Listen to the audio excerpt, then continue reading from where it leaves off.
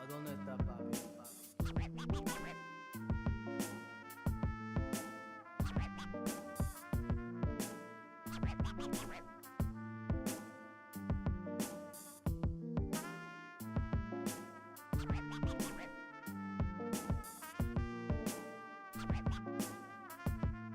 ¿A dónde está papi?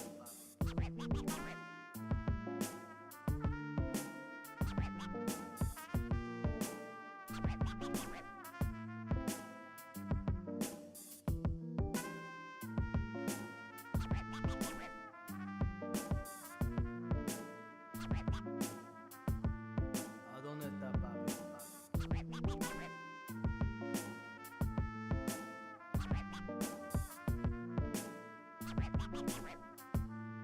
¿A dónde está papi?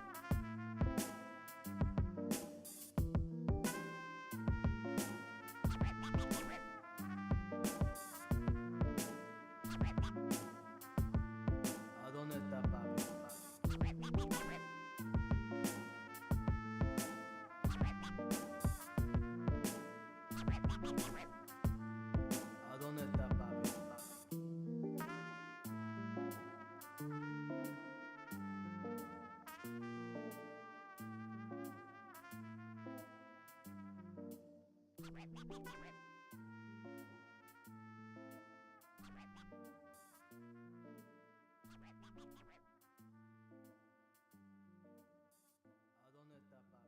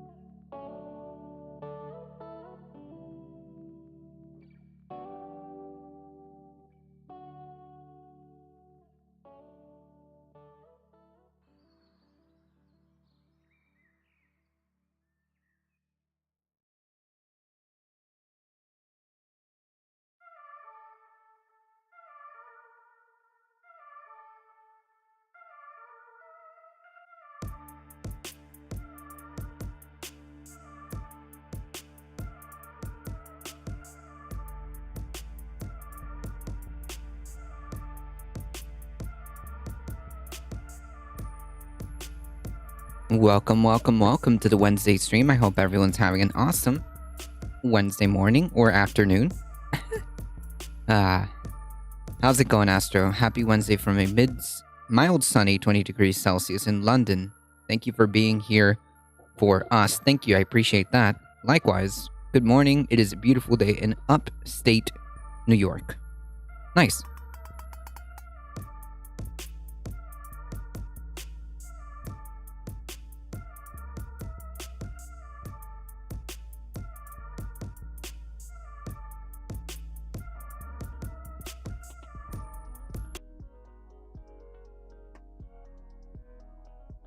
Let's just do a quick switcheroo here. All right.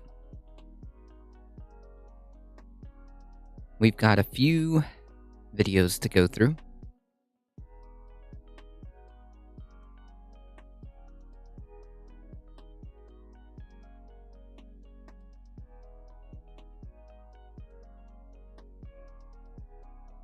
Zendara, how's it going? Howdy, howdy.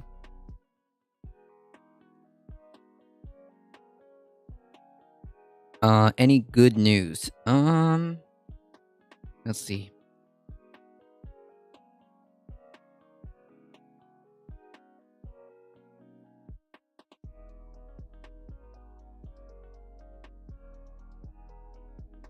Let's see what we can come up with.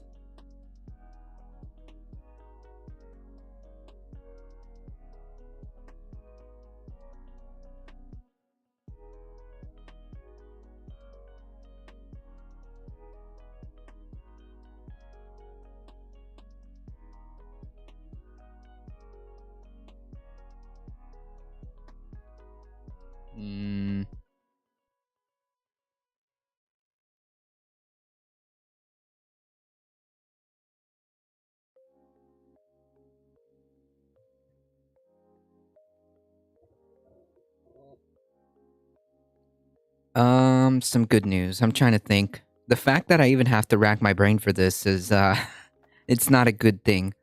Let's see.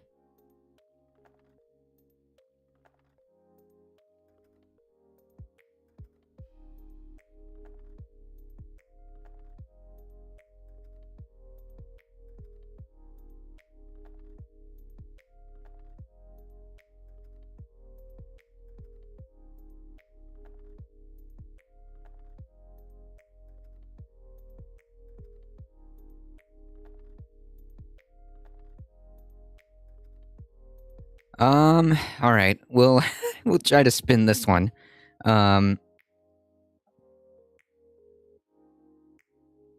Yesterday, we went over some breaking news that the Biden administration is lifting tariffs on a bunch of solar panel exports or imports, I guess. Yay. I think we talked about it, but I don't know. I'm just trying to rehash whatever. I'm just trying to scrape at something here. I think Republicans are being caught facing both ways of gun laws. What do you mean? Like they're both simultaneously trying to say that they're expanding gun laws, but also are in favor of gun control? I'm not sure.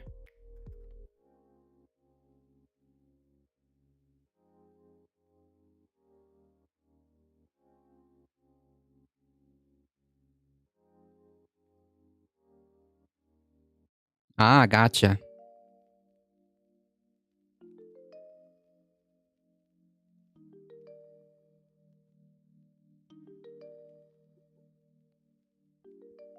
Well, the Republican Party is just a walking contradiction.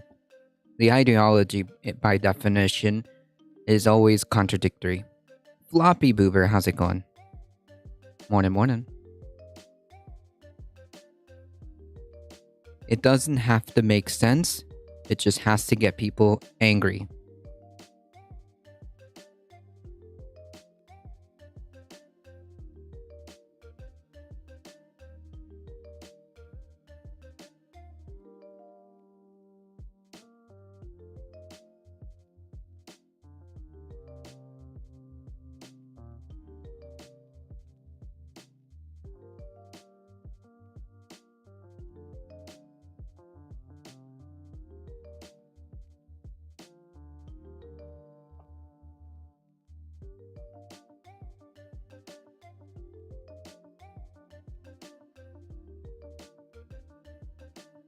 All right.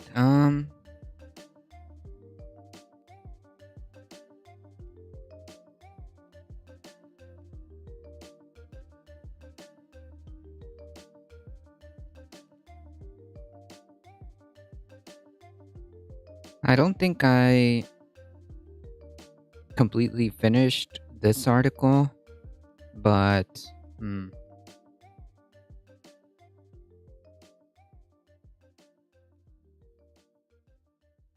not sure. Okay.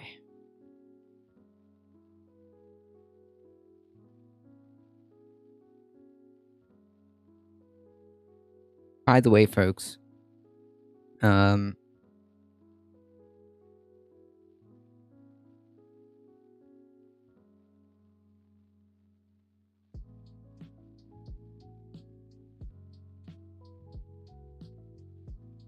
oh boy. Okay. So by the way, folks, it looks like the DA in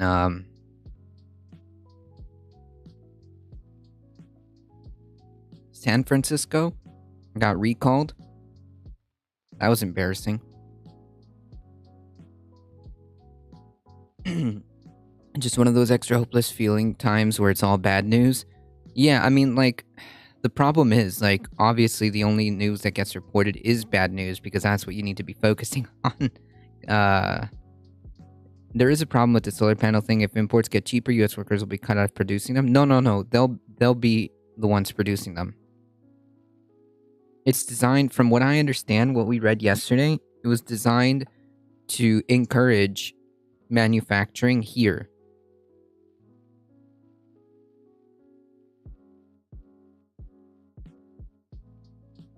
Alio, how's it going? Did you see the All Right ×3 man? Great speech at the White House. Yeah, I saw it. Well, I saw part of it.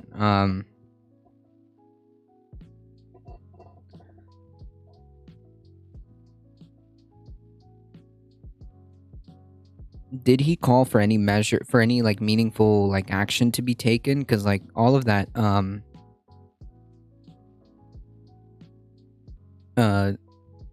because of all that celebrity status, would be wasted if he didn't call for like some serious action to be done.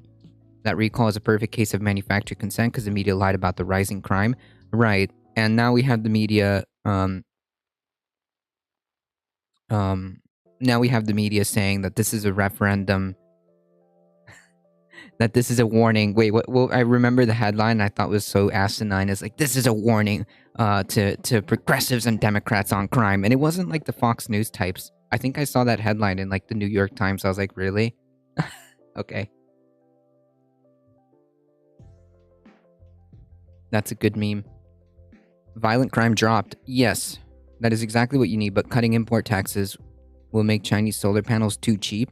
No, look, I'm getting my wires twisted, but the whole point, and I think Biden also activated the defense production to begin facilitating the production of solar panels here.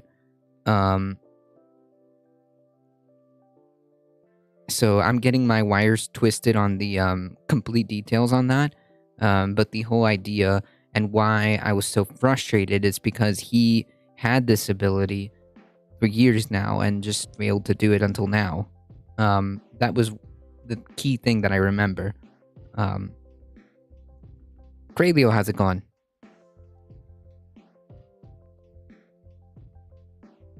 I mean, instead of just like making up nonsense on my part, I'll go back to my thing.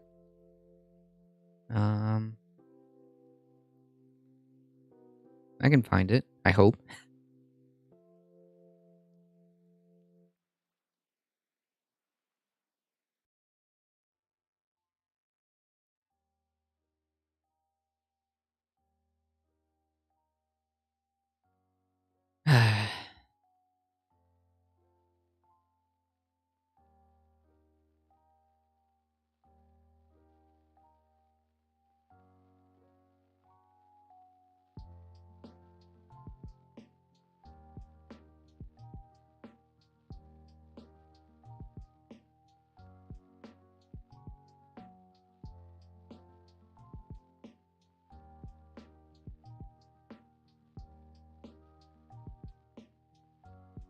Hmm.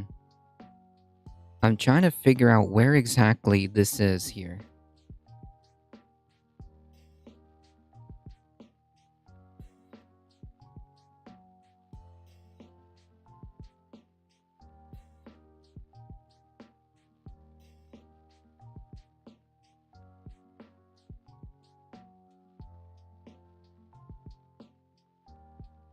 Oh, here we go.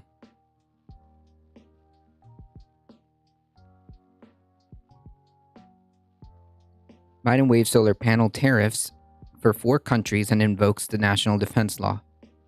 A tariff exemption applies to panels from Cambodia, Malaysia, Thailand, and Vietnam and will serve as a bridge while U.S. manufacturing ramps up.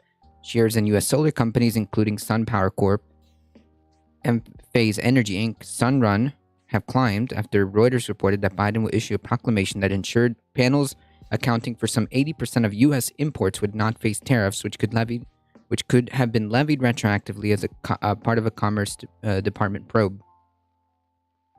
This move comes in response to concerns about a freezing of solar projects nationwide, resulting in the impact on the administration's plan to fight climate change. The investigation announced in March is considering whether solar panel imports from 4 countries were circumventing tariffs on goods made in China. The probe had prompted the largest solar trade group to cut its installation forecast this year and next by 46%, as developers including NextEra Energy and Southern blah blah blah blah. Here we are. The White House said that the Defense Production Act would also be used to expand manufacturing of building insulation, heat pumps, transformers, and equipment for clean electricity-generated fuels such as electrolyzers and fuel cells. So yeah, we're getting a little 1-2 punch here to try to make things cheaper.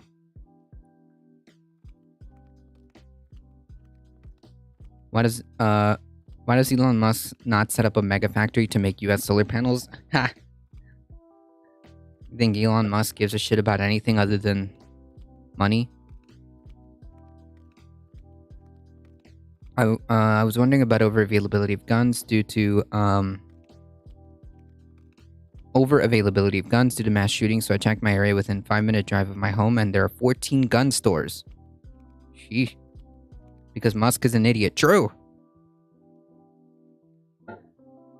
Manufacturing makes up a small portion of the U.S. solar industry, with most jobs concentrated in project development, installation, and construction. The proposed legislation that would encourage domestic solar manufacturing is currently stalled in progress.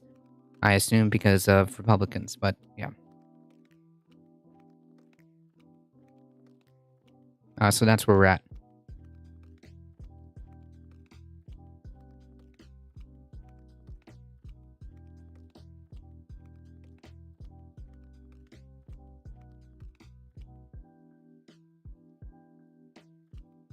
There is...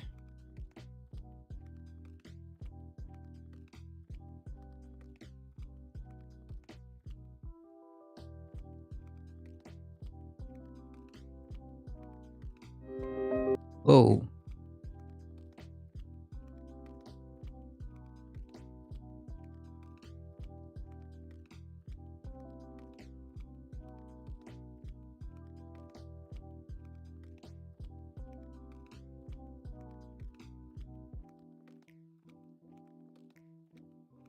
There is a couple of things that we need to go over. But solar panel production in DEM states, I mean, I don't know. It just depends on what capabilities, on who has what capabilities and infrastructure. It would be nice if we can get some production, which I think the goal was to bridge, like the article said, was to bridge our capabilities in the meantime so that we can be able to manufacture that. I mean, like the ideal the ideal scenario is that we manufacture whatever we can here, because that would also, in my estimation, would reduce emissions as well. It would reduce impacts. The closer things are, the less emissions, right? Because you don't have to transport them or anything like that. So I assume that what the idea is to make sure that we can get bridges set up in the meantime, while we get a domestic while we get our abilities to make these things domestically.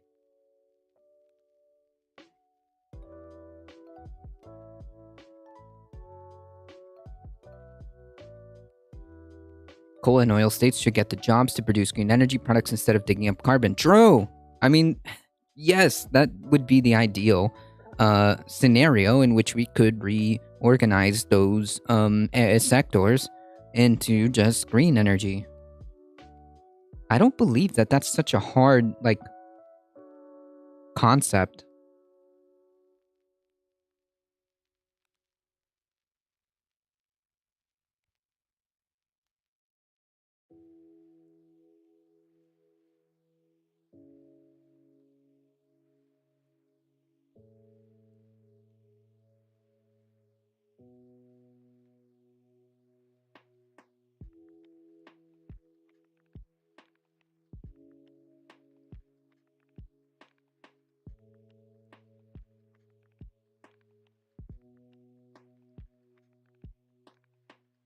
Our infrastructure is crumbling in every state. True.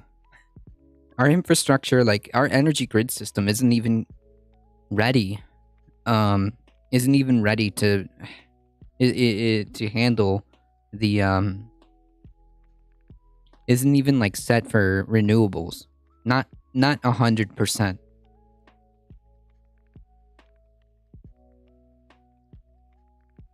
I mean, we could do so much with all the funding.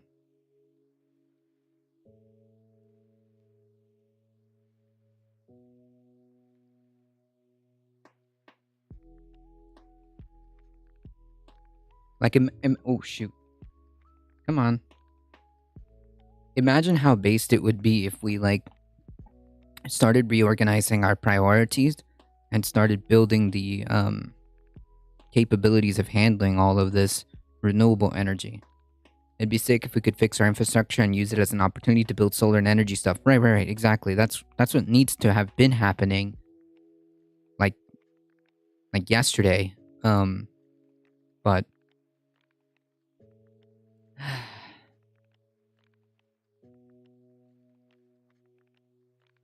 yeah, exactly. And redesign our cities around green energy and making it as efficient as possible. Expand public transportation to eliminate the necessity for vehicles. Um, Proper access for walking and biking, things like that. That would be significant wherever possible. To reduce the necessity for vehicles.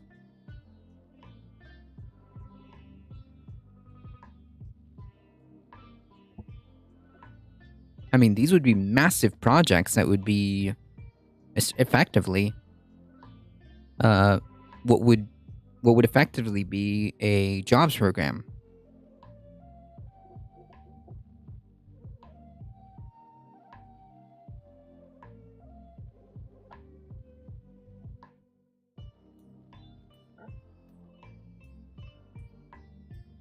Yeah, that would be so cool. Imagine a world.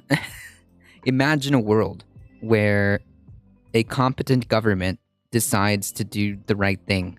Imagine a world where a competent government says, "You know what?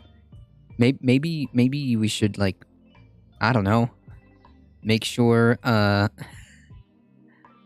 make sure that we have proper infrastructure and set the groundwork um for the future." There's a bit of a weird niche story emerging on Twitter in the last few hours from someone who worked at YouGov as, I believe, a data analyst. Basically, it seems to suggest that in 2017, YouGov was suppressing at least one significant post-debate poll which showed support for Labor. It also includes a reference to the founder of YouGov, who is now a conservative MP, who apparently called the company, giving what looks like veiled threats about the results.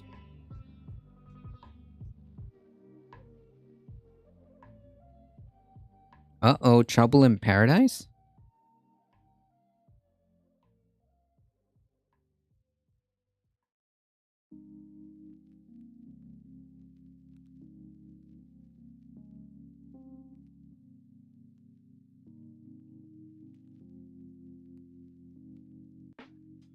Jesus.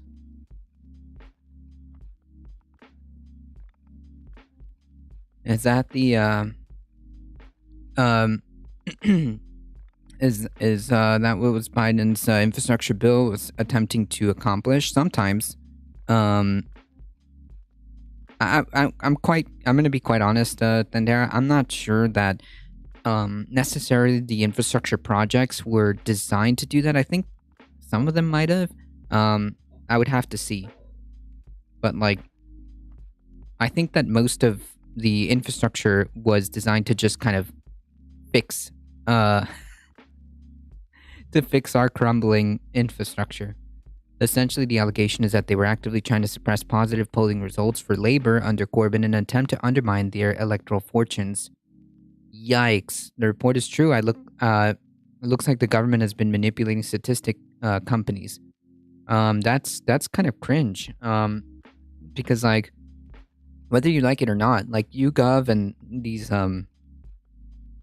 supposedly alleged polling companies are, for better or for worse, do influence public's perception, right? Because like that's the whole point. If you see a poll that's like, damn, I don't know, the left is completely torpedoing, but like that's not true, people's perception is going to be changed or skewed or biased based on that.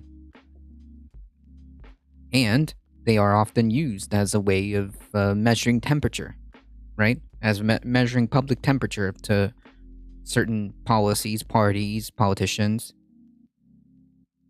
That's yikes. Damn, I hate that this story is freaking breaking, because you know what?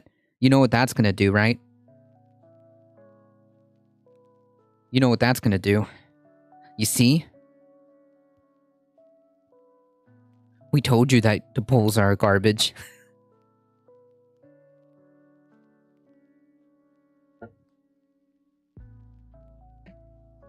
You silly lefties, we told you that the polls are garbage. It's giving credence to the argument that polls don't matter. That's the perception that I'm going to see. Of course, this was skewed by conservatives. Of course. But I can see it. I can see that being the next line of attack.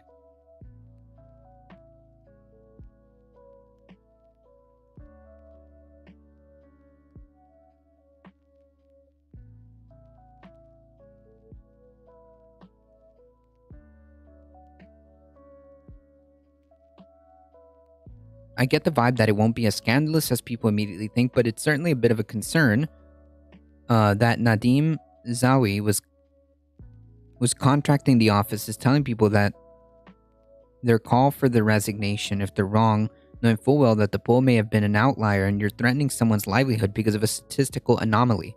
Yep.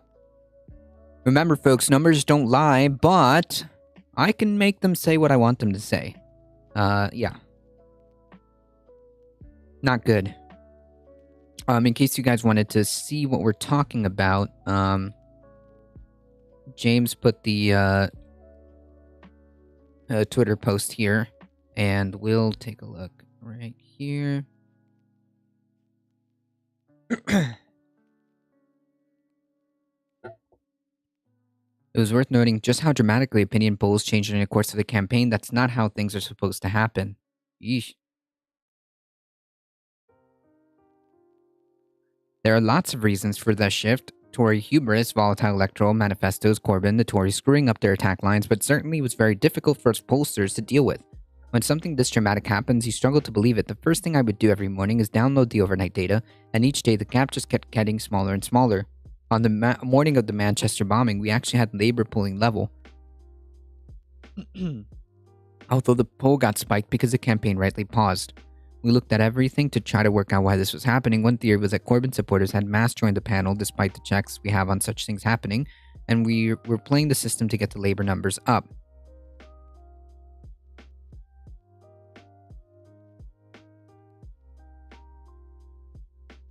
It was really something. Oh, this is a comment below. As someone who was knocking on doors, it was clear something had changed, despite Theresa said it hadn't. The social care proposal angles angered many core Tory voters.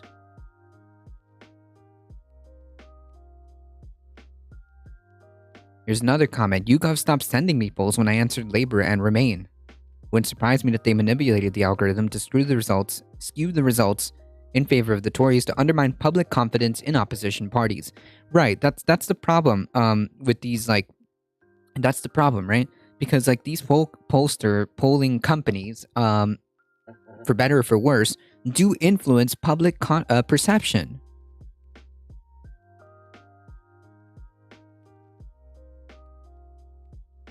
Memo for the record, howdy howdy. The Conservatives were involved in Facebook and Cambridge Analytica scandal. Yep, that's right. I remember that. Yeah, I don't know why it's, Oh,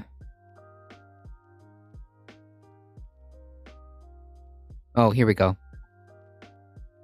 Someone, for some reason, the Twitter thread is, like, all broken up, but here it is. It continues here. But we look at excluding people who had joined the panel more recently and made no difference in the final numbers. At one point, I feel stupid saying this now. I seriously wonder if we had been hacked by nefarious actors. And then we released the MRP. This was probably the worst possible idea. The MRP was actually showing the exact same thing as our standard polls would have, but it was the first time anybody had said hung parliament. So rather than doing what we should have done, pointing out that traditional polls were showing the gap narrowing dramatically, and this is something to be taken seriously, then it was new experimental methodology that showed it, and therefore which was therefore dismissed.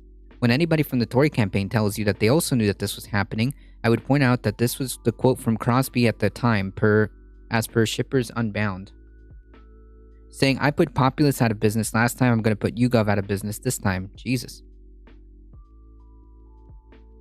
Despite it being entirely predictable, everyone panicked at the backlash to the MRP. Nadeem Zawi called up the CEO and said that he would call for his resignation if he was wrong. It became pretty clear that we would all be out of a job if we were wrong now. And here's the quote. Zawi phoned Stefan Shakespeare, YouGov's chief executive, and said they'll be queuing up to close you down if you're wrong on this. You've just moved the currency by 1.5%. I'm going to spare you the agony. I'm going to call for your resignation when you're wrong. Jesus. And this meant our polling and coverage was a lot worse for the rest of the campaign. We did a fantastic debate poll in the hours following the debate that Corbyn took part in. The results were stark. Corbyn won by a country mile, and 1 in 4 Tory voters thought he was the best. Jesus, but despite having written the story and designed the charts, we were banned from releasing the story because it was too positive about Labour. Yikes.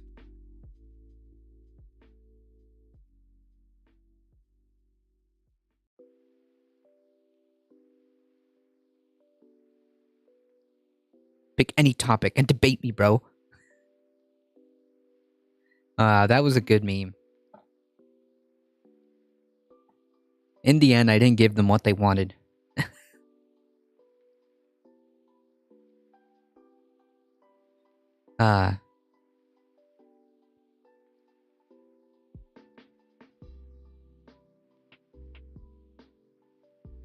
UTs. By the way, the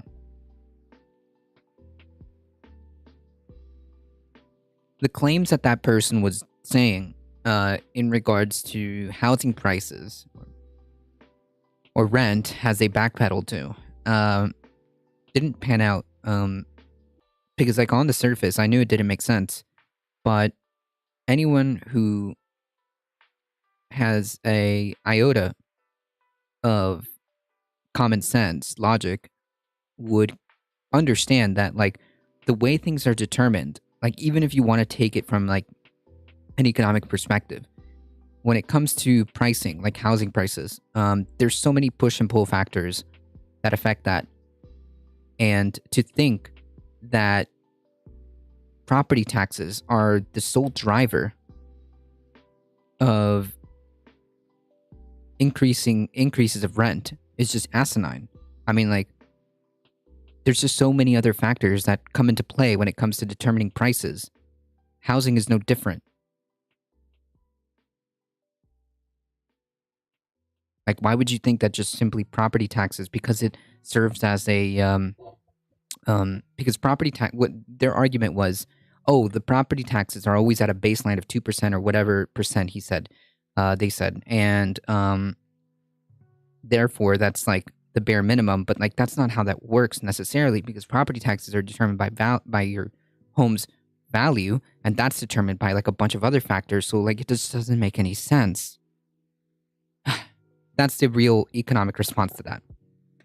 Latest forecast for UK economic future has become horrifying. We are initially to grow our economy for 2 to 3 years, and we fall to the bottom of the G20 except for Russia. Yeesh. Anyways,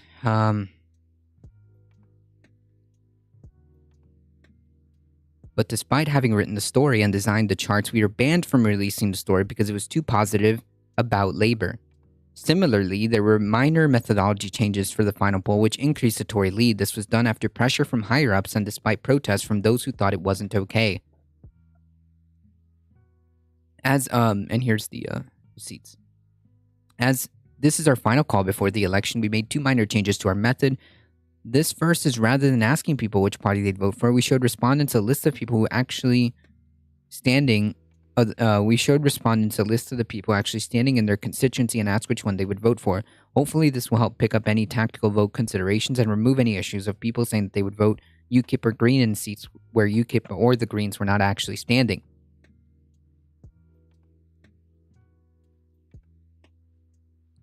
Secondly, we have reallocated those respondents who say don't know, but also say they are very likely to vote, voters who my colleague Adam McDonald described in the other campaign as true undecided.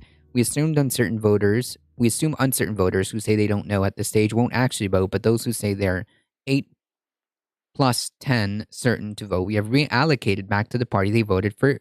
Wait a minute. What? In 20 what we have reallocated back to the party they voted in 2015. What?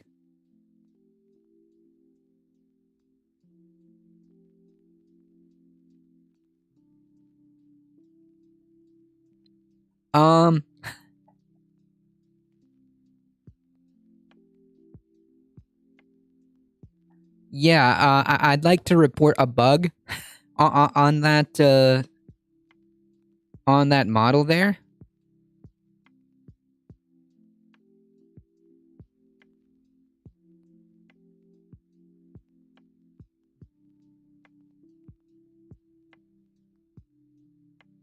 Conveniently put them back to the party that won last time. Yeah, but like even if it's like, wait, how do you know that in, I don't know, well, when was this? Years ago.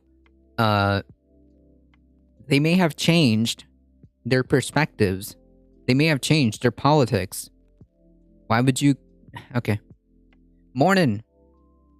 Howdy, howdy, spread it forward. Morning thought. Coffee is like chocolate milk for adults. Yeah. I'll go with that.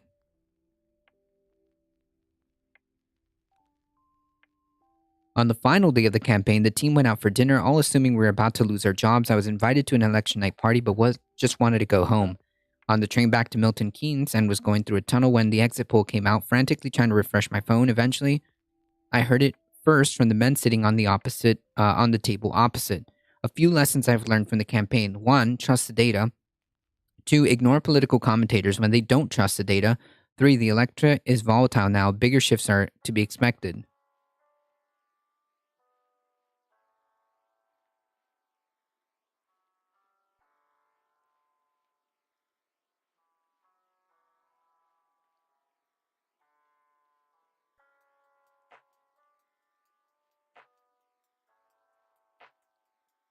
Okay, wait.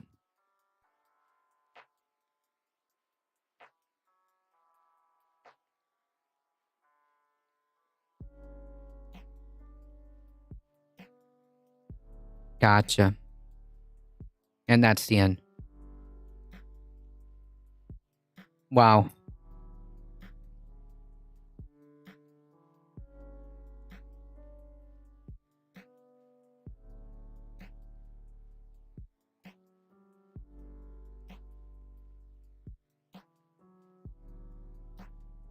I'll post that up here.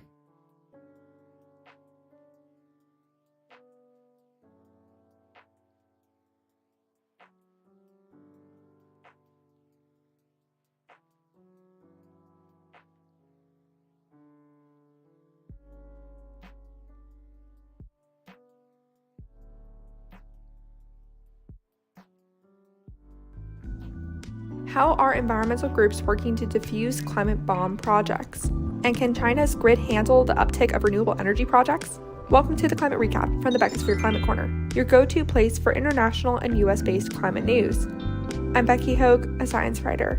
Today is Wednesday, June 8th. Let's jump right into the news you need to start your day. Let's start with some climate events. The famine continues to worsen in Somalia, where now nearly 250,000 people are at risk of starvation. Jesus Christ. I just can't believe how much of a missed opportunity Corbyn was in this era. Ordinary people, mostly young people, were absolutely done up by both conservatives and Labour people who couldn't bear to give them the hope that they wanted. Ha! Imagine a world where you had competent politicians who actually gave a crap. Thinking Sabercat, howdy. According to UNICEF, the World Food Programme, the Food Agriculture Organization, and the Office of the Coordination of Human Affairs, this is a problem for the whole Horn of Africa. It's due to a combination of rising food prices brought on by the Russian-Ukrainian war and extreme weather shifts, and a continuous lack of rainfall brought on by extreme weather shifts at home.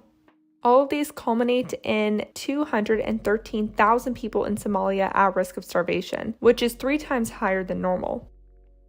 In the United States, Californians, Arizonans, and Nevadans should expect to see temperatures well above 100 degrees Fahrenheit or 38 degrees Celsius Thursday through Saturday. I looked it up and my area of California won't be too bad, but Sacramento is going to hit about 105 degrees Fahrenheit, which is about 40.5 degrees Celsius. Phoenix, Arizona will likely hit 113 degrees Fahrenheit or 45 degrees Celsius, and Los Angeles could hit 108 degrees Fahrenheit or 42 degrees Celsius.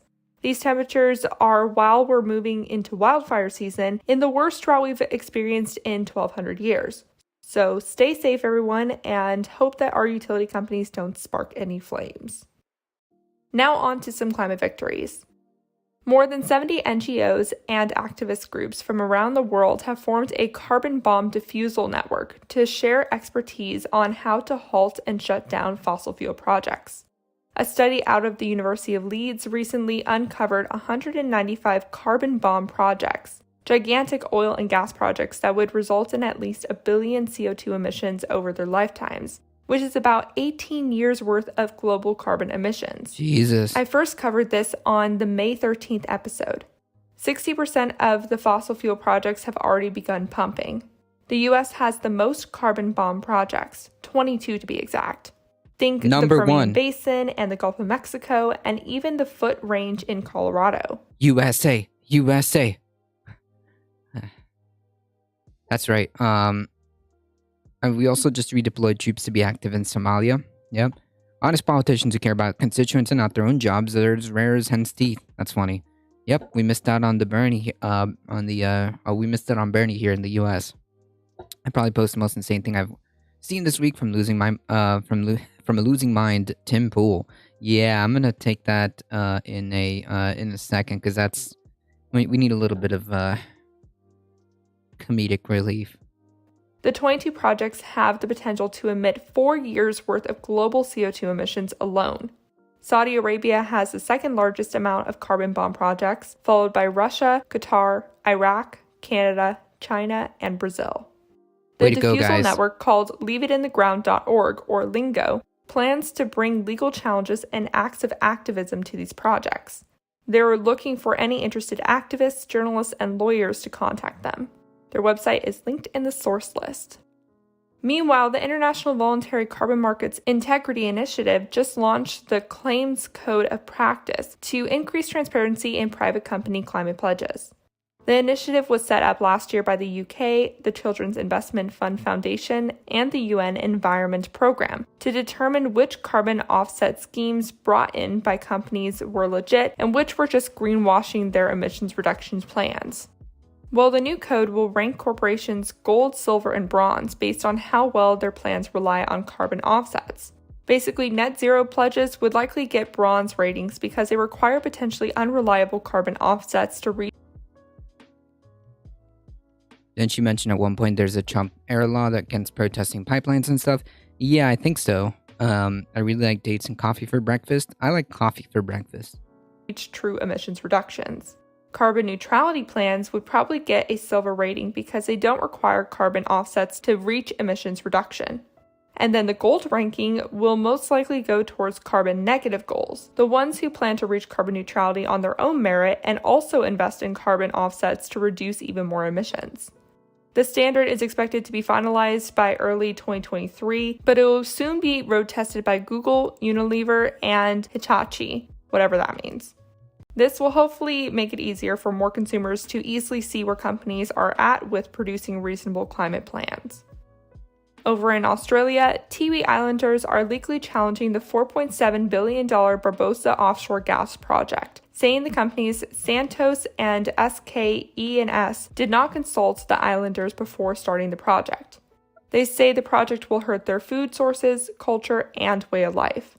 The project involves drilling the Timor Sea and pumping the gas to the existing Darwin LNG facility. This isn't the first time the Tiwi Islanders tried to challenge this project. Last month, they and the Larakia people lost their challenge against the South Korean export credit agencies who sponsored the project. I'll let you know if this challenge does any better. No, I'm not in favor of dates. Then how are we going to stop the projects then? Yeah. Weirdest thing is Dimple shaving, but not enough to look clean. Instead, he looks like he has a bad afternoon shadow, not enough sunshine. The flavor of texture, both. I've tried it. No, not for me. And over in the US, a coalition of climate groups announced the formation of the Climate Votes Project, a $100 million ad campaign ahead of the midterm election season. The group will put money towards state and local candidates with aggressive climate policy proposals. The money goes towards targeting climate-focused voters that might have otherwise sat out the election. Some groups funding this initiative are the Climate Reality Action Fund, Environmental Defense Fund Action Vote, League of Conservation Voters Victory Fund, Natural Resources Fund Council Action Votes, and Next Gen PAC. The project will also put money towards ads targeting politicians who receive the most money from fossil fuels and oppose aggressive climate action. Candidates like Pennsylvania Lieutenant Governor candidate John Fetterman, who recently won the state's Democratic Senate primary. They should advertise on YouTube because I feel like if they were, I would have already seen them, especially because California's election day was yesterday. Oh. Womp, womp, womp. Damn. What a missed opportunity. Okay, so the concept of targeting local, like state, local, state, and politicians are key. Are a good tactic. I think are a good tactic. And Troma coming in hot with a tier 1 sub for 4 months. Hey, how y'all doing? We're hanging in there. Howdy, howdy. Get out mansion.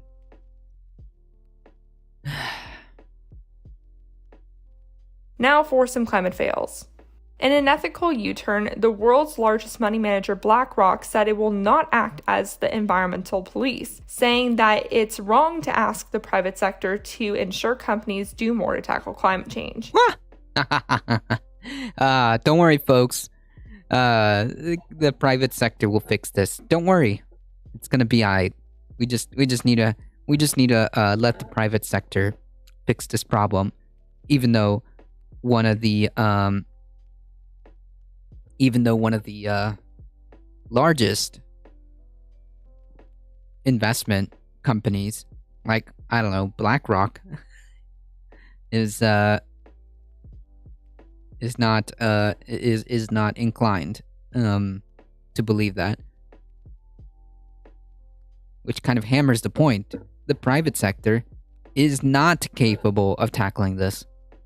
It's okay, the public sector can take over and handle this. Oh, that's that would be the ideal scenario.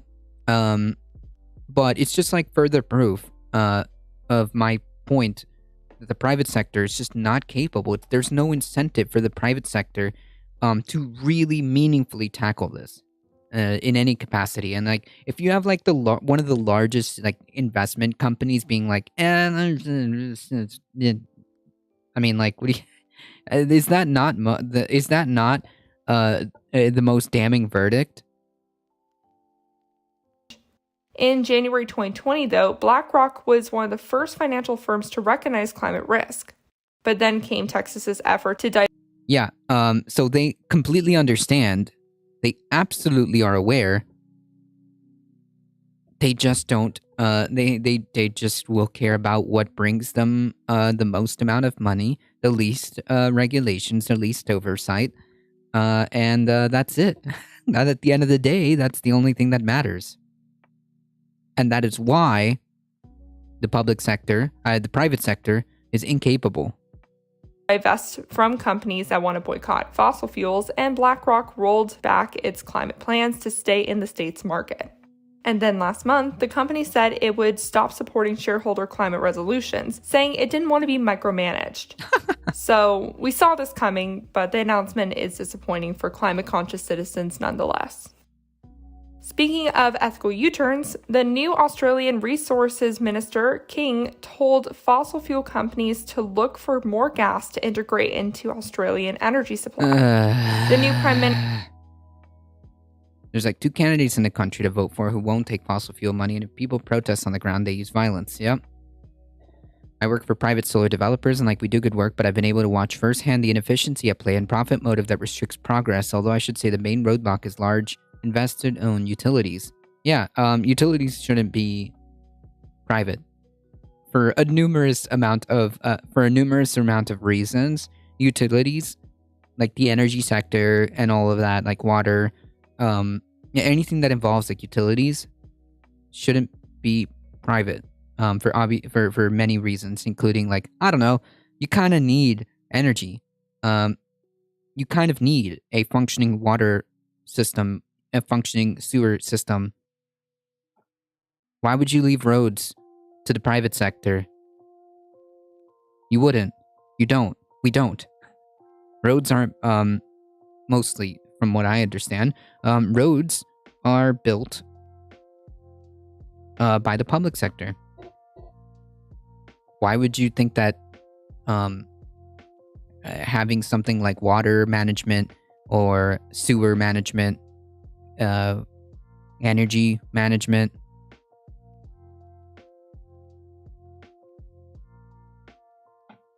why would that be any different? I've been moving more towards a career direction where I can deprivatize natural resources and utility management based.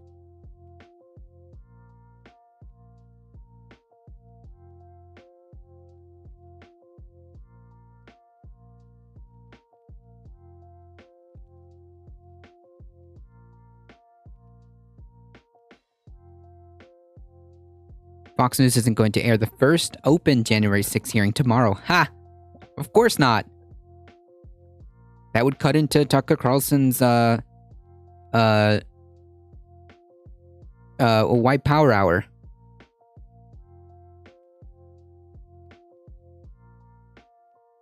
It would be too inconvenient. It would require integrity from Fox News to air the January 6th hearings tomorrow. Which, on that note, folks, do not forget tomorrow, 8 p.m. Eastern Time. 8 p.m. Eastern Time. Tune in on YouTube or wherever. But please pay attention to that hearing for the January 6th committee. It is very important. So don't forget, mark your calendars tomorrow, 8 p.m. Eastern Time, June 9th. Tomorrow, mañana. Did you see Ted Cruz blaming Biden's Green New Deal for the rise in Texas privately owned electric companies? What? Wait, what Green New Deal? Okay.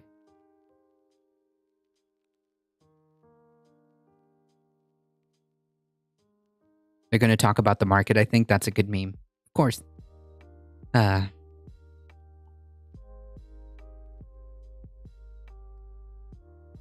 is 1 a.m. on Friday morning. Sheesh. That's okay. You can just rewatch it later. That's the cool thing. You can just rewatch it at a later time. blames policy not in place yet because of your own doing. Yeah, like, wait, it just doesn't make sense. What's that? Greenwich Mean Time? I don't know what that is. What? There's going to be a lot of posturing and theater from the Democrats on the committee, but if they show evidence, that's all I want to see. Yeah, I mean, like, that's all any type of public hearing is a chance for theater. It is a chance for political theater. That's the whole point. But if there's evidence to be presented, and it is something that I think is incredibly important for the American people to watch, yeah, I'll take it. That's the whole point. Yes, make it a giant spectacle, because it is. It is incredibly important, and we need as many eyeballs on that as possible. Samaline the Kind Dragon, howdy, morning. But you won't be there to comment. That's true. But nonetheless, it is important to watch if you can.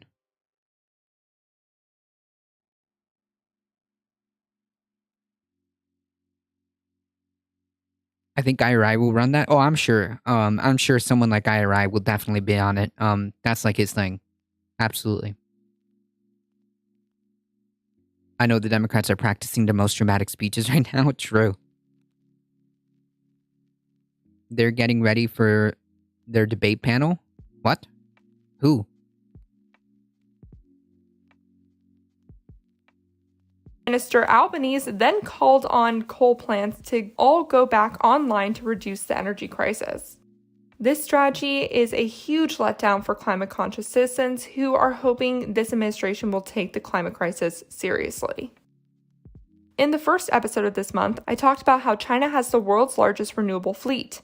Well, now the Chinese Economic Information Daily reports that China's grid hasn't caught up enough to take in this influx of clean energy. Yikes. I mean, we have that problem too, right? Oh, Greenwich is UK time. Gotcha.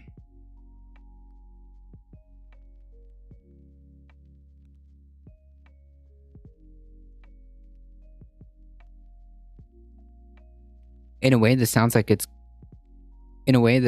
going on a panel. No. No. No.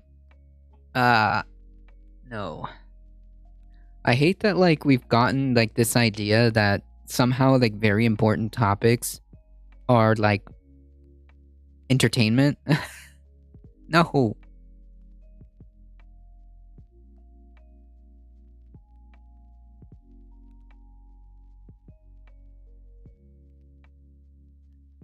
I really want to work to regulate the energy grid, but who can resist being a horse wrangler at BLM? Or who can resist being a nug wrangler? Maybe. Who can resist being a nug wrangler? According to government data, 12% of the wind energy produced in Inner Mongolia didn't make it onto the grid, and this is also true for 10% of solar power in Qinghai. The utilization of wind and solar power in the windy and sunny Gansu province actually dropped from representing 97% of the province's power in 2021 to below 90% this year. Part of this lack of utilization is due to the intermittency of these power sources. But China is trying to remedy these problems by developing a network of long-distance power lines to get the energy where it needs to be and an increase of energy storage adoption. The Chinese Global Times reported that Inner Mongolia pledged to reduce its reliance on energy intensity consumption per unit of GDP output compared to 5 years ago by 15% by 2025. That would basically get Inner Mongolia's energy supplies reliance on coal to drop to below 75% by 2025. It would also increase clean energy consumption by 18%. It seems like if they already have 12% more wind energy to harness, that could be very doable. And while the UK windfall tax has secured about £5 billion from fossil fuel companies that have produced record profits off the Ukrainian crisis, fossil fuel companies got the green light on more than £8 billion by taking advantage of tax breaks. Chancellor of the Equator...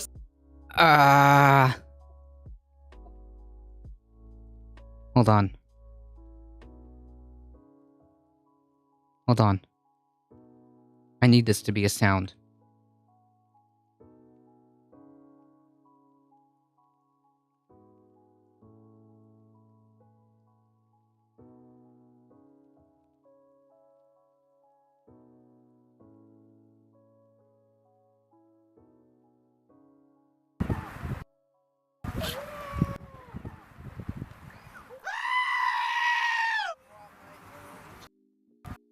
Yeah.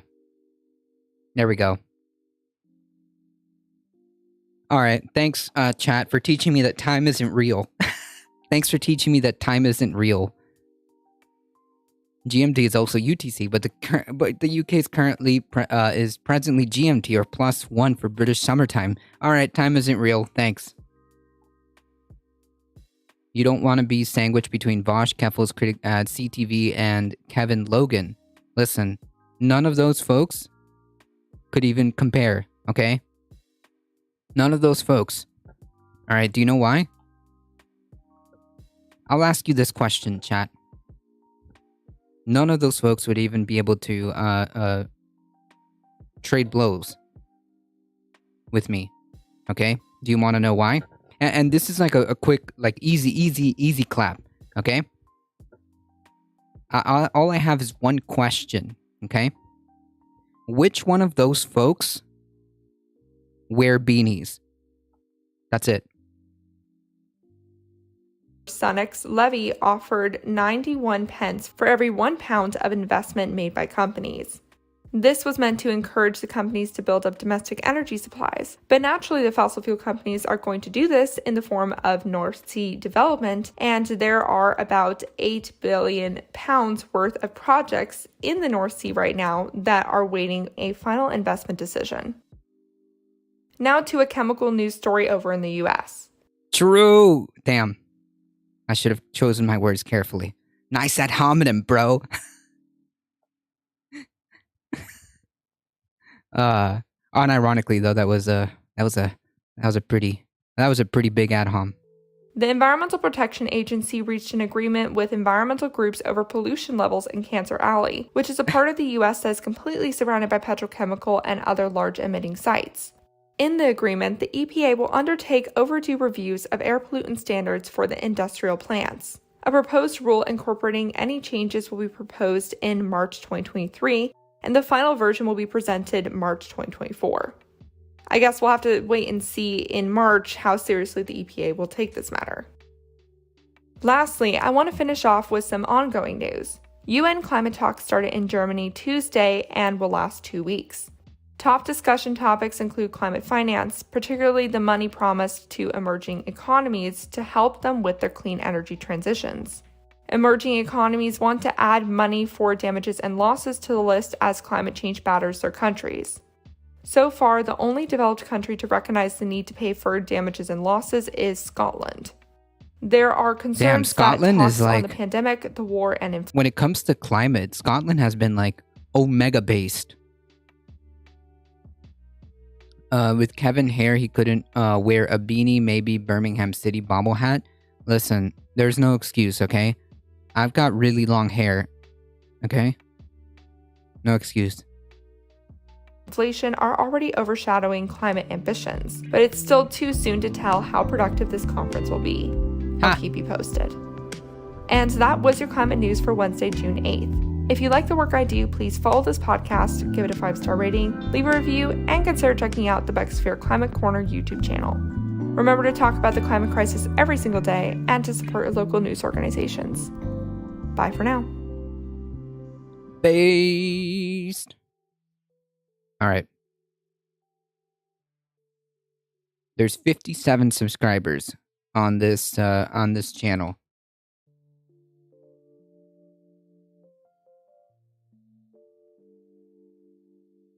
Okay, we need those sub numbers up, all right? Are you in competition with Mike of PA on hair? No. There will never be anyone who could come close to my actual hair. When I go super ADT and I go even further beyond, Oh, yeah. Yet another logical fallacy, the appeal to hair length. Damn, I'm just getting blown out of the water today. Chad is just, whew. None of those folks would even be able to trade blows with me. Okay? Do you want to know why? And this is like a quick, like easy clap. Okay? All I have is one question. Okay? Which one of those folks wear beanies? None of those folks would even be able to trade blows.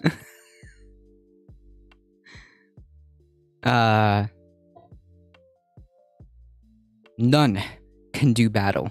That's right.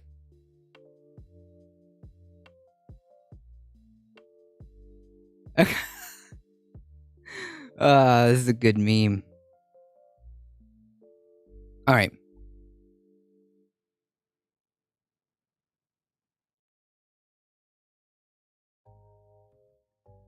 We're just gonna move on from that. Yes, we are just going to move on from that. Okay? Make sure that you forget the last, minute and a half, maybe? And just don't use that clip. That's it. That is my final statement.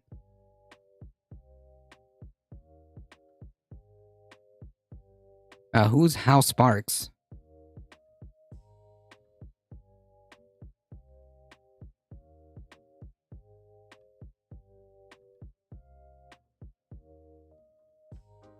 When I wear beanies, boomers know I'm bisexual. Is your beanie, does your beanie, like, accentuate that?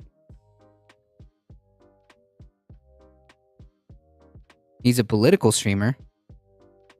What?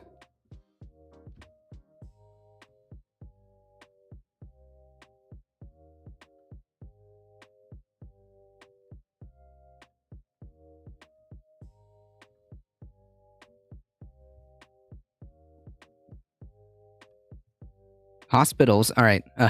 Actual story. All right. Actual story, chat. Then we go on to a meme. Then we go on to a meme story. Okay.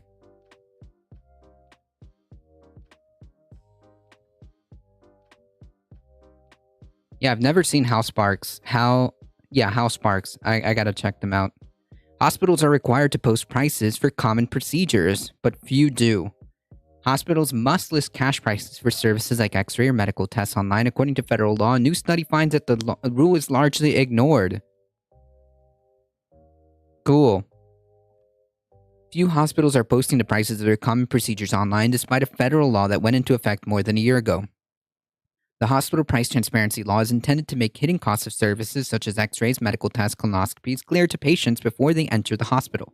But a study published Tuesday in the Journal of American Medical Association added to mounting evidence that hospitals are largely ignoring the law. Damn, really? It's almost like maybe, I don't know, running a crucial service like, I don't know, a hospital for profit maybe isn't the best idea.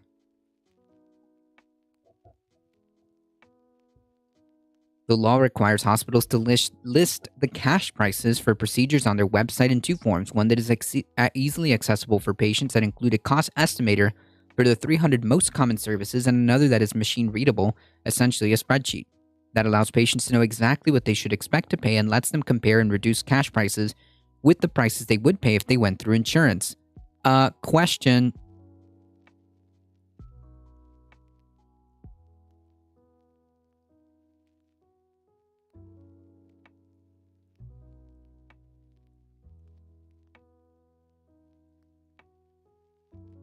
Generally speaking, when you go to a hospital, it is generally because you really, really have to. How does that work with, like, an emergency? Excuse me. Let me pull out my phone and let me evaluate which hospital and compare prices, and then let me access my a third party negotiator if maybe Uh, if maybe I'm allowed to do this and which price is cheaper, excuse me, maybe I need to shop around. What? I work as a nurse at a bedside, and sometimes patients ask how much things are going to cost. I 100% never have an answer for them. Yikes.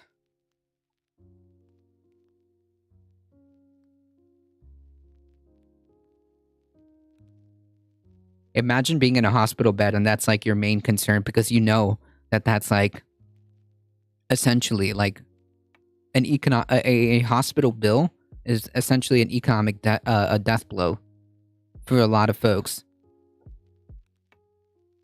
And yeah, so where I was going with this is like, well, how does that work with like emergencies? You don't really have much of a choice, which is a problem, which is why it shouldn't be like a private thing for profit. Jesus.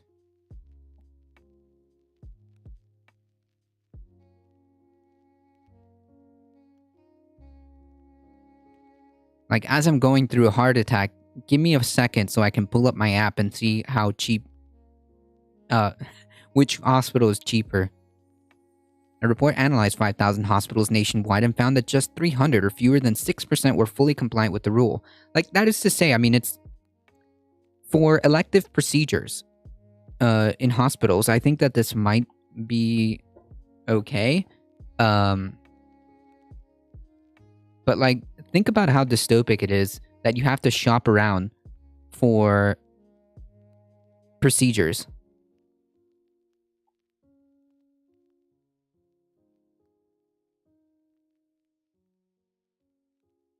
Imagine thinking that like sitting around shopping with your either through your insurance company and hope that they cover the service, or seeing which hospital would do it for cheaper,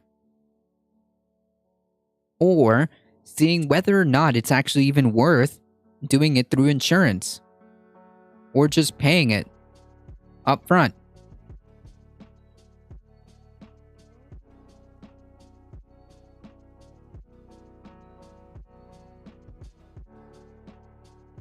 Like, why is that normal? Why would we normalize this thought process? Why would we normalize the idea that one of the things that somebody's trying to get better is to go up to a nurse and ask how much things are going to cost?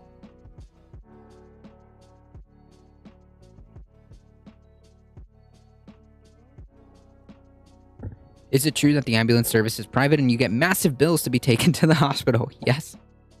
Yes. A single ride to the hospital itself could result in hundreds of dollars, and a single ride to the hospital could result in hundreds of dollars. The act of entering the emergency room could also result in a cool bill of a couple $100 itself. So all in all, like an emergency trip could easily cost you, like, I mean, just showing up, being taken from the ambulance, taken to the ambulance to the hospital, easy peasy, $1,000. It's more like thousands? Jeez.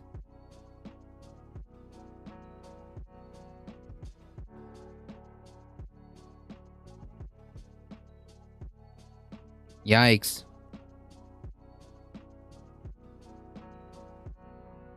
It's worse than I thought then.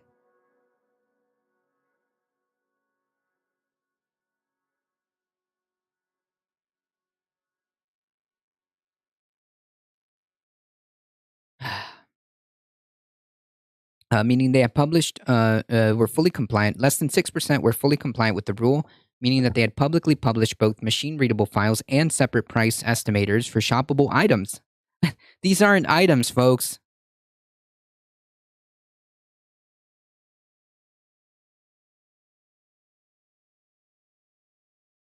It depends on what they have to do while you're in the ambulance. It could be tens of thousands. Jesus Christ. That's true. That is true.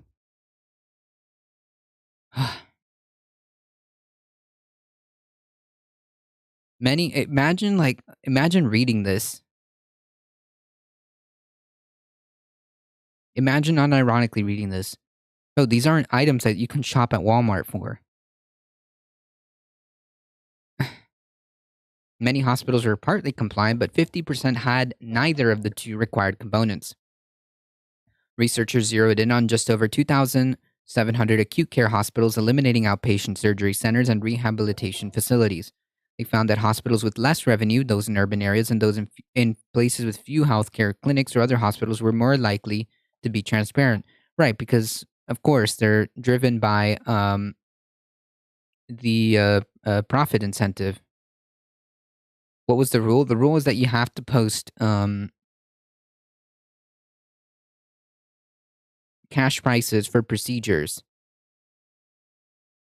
for the 300 most common services on your website, and have a punch card too.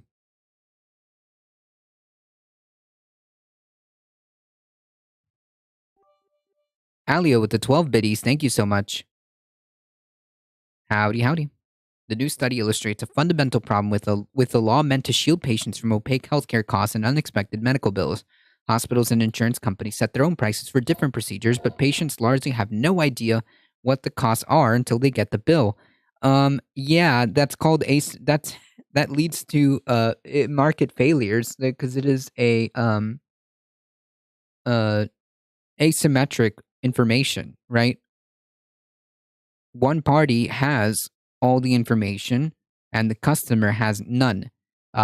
Also, the fact that like we're talking about things that you need also provides room for other market failures like inelastic demand, because it turns out you don't really have much of a choice when you're having a heart attack.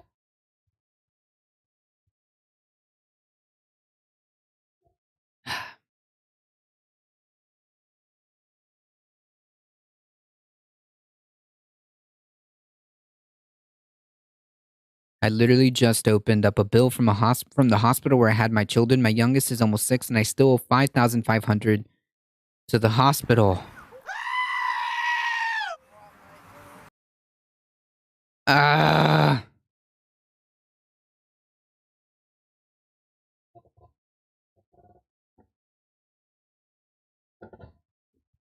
That was on my stream in this and last month. I can't get transportation for 2 procedures, no transfer because I'm disabled. That is unfreaking real. That is unfreaking real.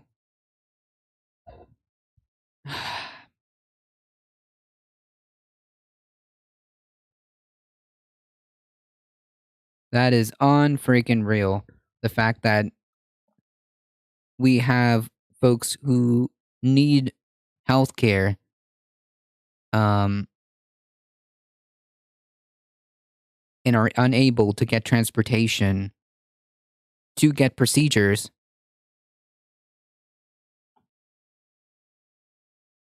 That is unreal. I really like House Sparks. I've never seen them.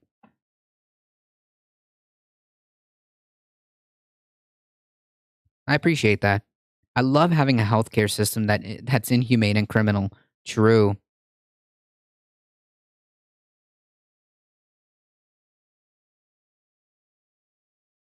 I have over $800 in debt from my motorbike accident in 2018. Medicare just decided that they weren't going to cover part of it, and they had already covered and taking it out of my disability. Yeah, like, good luck. Let me sweep the rug under you. Jesus Christ. The U.S. healthcare is deadly. Yeah, I don't even know if like we can even call it healthcare, right?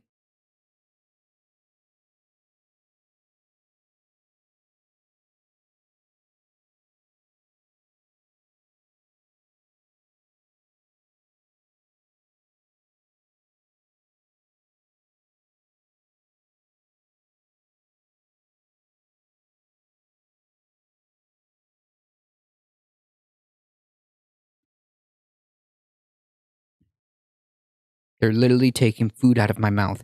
Right. Health wealth extraction. True.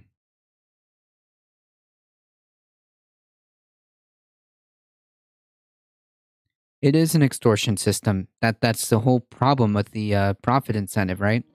This also causes people to avoid seeking healthcare, which leads to more costly procedures later on if you don't die first. That's true. Preventative measures are foregone because, well, you don't have money.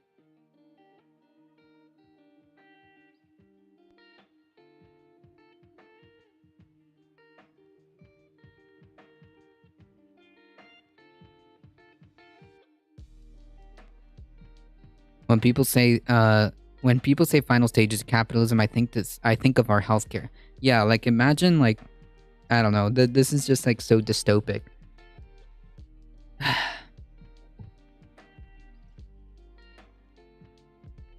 Americans deserve not just to get good prices when they go into a hospital, but to know what they're going to pay. No, Americans deserve to be treated at a hospital when they need to be treated at a hospital and not have to think about how they're going to pay for it.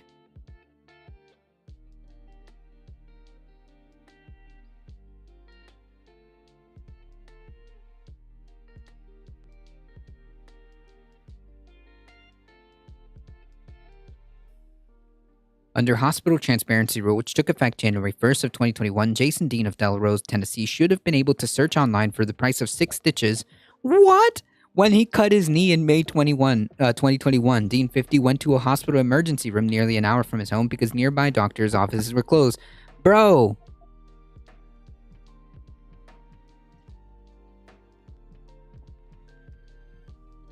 If you need to go to an emergency room,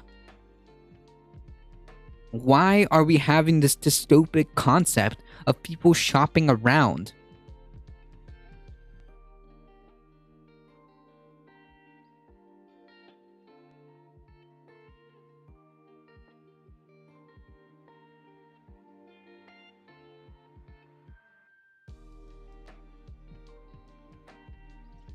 Yes, I know I had like a serious cut that I'm obviously bleeding up the wazoo because I need sutures. Because I'm assuming that if you need stitches, that it's pretty gnarly.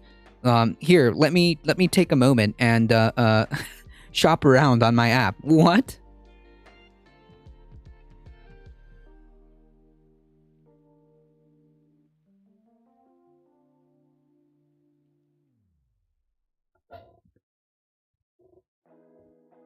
Is it true it costs like to 50K to have a baby? I'm not sure the exact cost of having children. But it is in the tens of thousands. And if you don't have insurance, oh boy.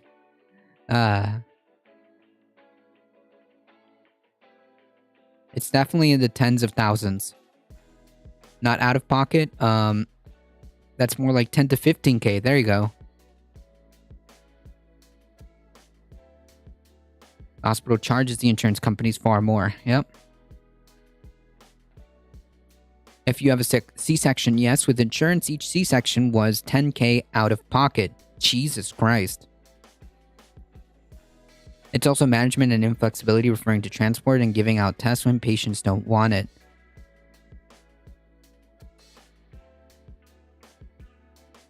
That's so messed up. We're honestly going too far with this personal responsibility thing. Like, the hospital should inform you what they're going to charge you. You shouldn't have to look it up. That's another good point. No wonder we aren't having babies. We can't afford them. Yeah, the cost of living is through the roof. Cost of healthcare is through the roof. How do you expect us to be comfortable with having children? Having children in and of itself is incredibly expensive. Yeah, this also has relevance with Roe v. Wade, right? For the folks who want to force births.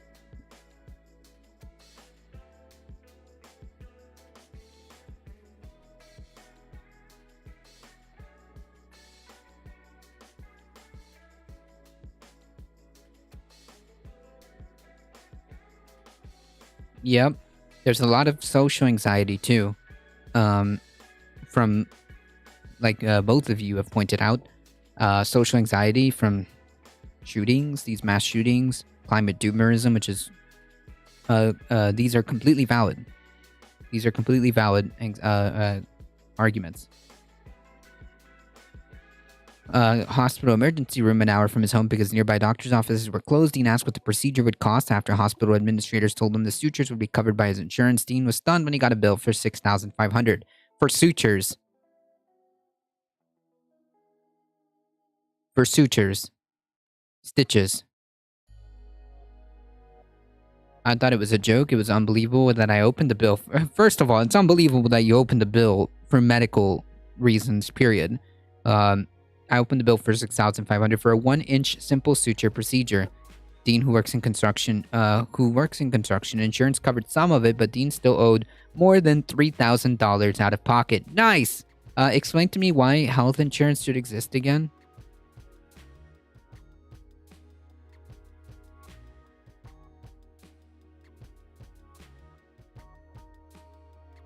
Explain to me why health insurance companies exist again. Muted? Am I muted? Imagine having to teach 5-year-olds gunfire avoidance drills. Yep. Yeah, that's America. Other streamers talk about going to Mexico or Turkey for cheaper bills. Yep, that's right. Medical tourism is a thing.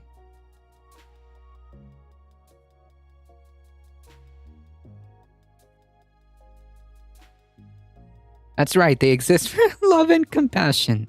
Yeah, of course.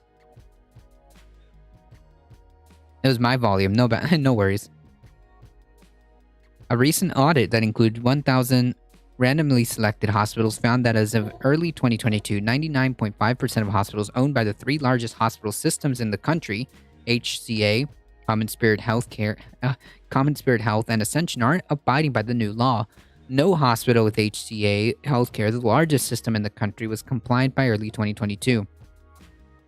Some major hospital systems are posting prices. Spokesperson for Kaiser Permanente, the Cleveland Clinic, and Mayo Clinic said that the hospital systems are all abiding by law. Many procedures done in hospitals are elective or scheduled ahead of time, which means patients have the time to shop around and compare prices. What happens when they don't have that option? When it's an emergency?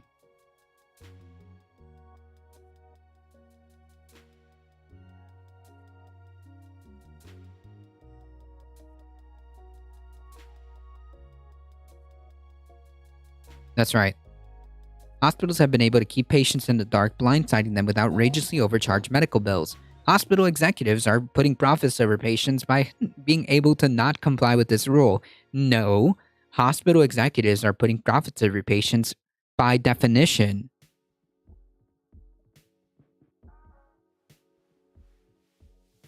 Hospital executives are putting profits over patients, period. Not because of this rule, because of the nature of a for-profit system. Duh.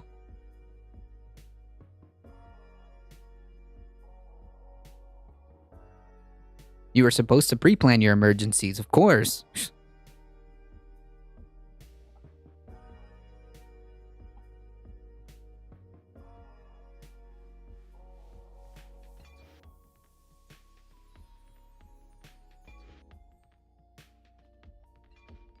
It's just obvious common sense that you should know when you're going to have a medical emergency to be financially responsible.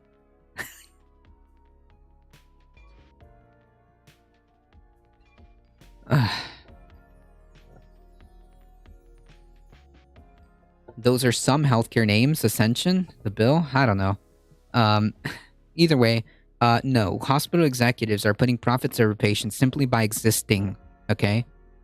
Simply by existing.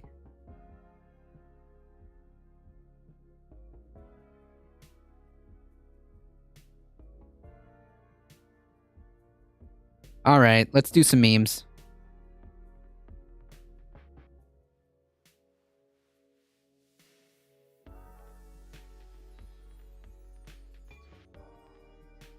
That so many people think we are on the verge of a civil war. He did it. Wow. Literally last week. Can't help himself. This absolute clown can't help himself. that we are potentially in one, just in the precursor phase.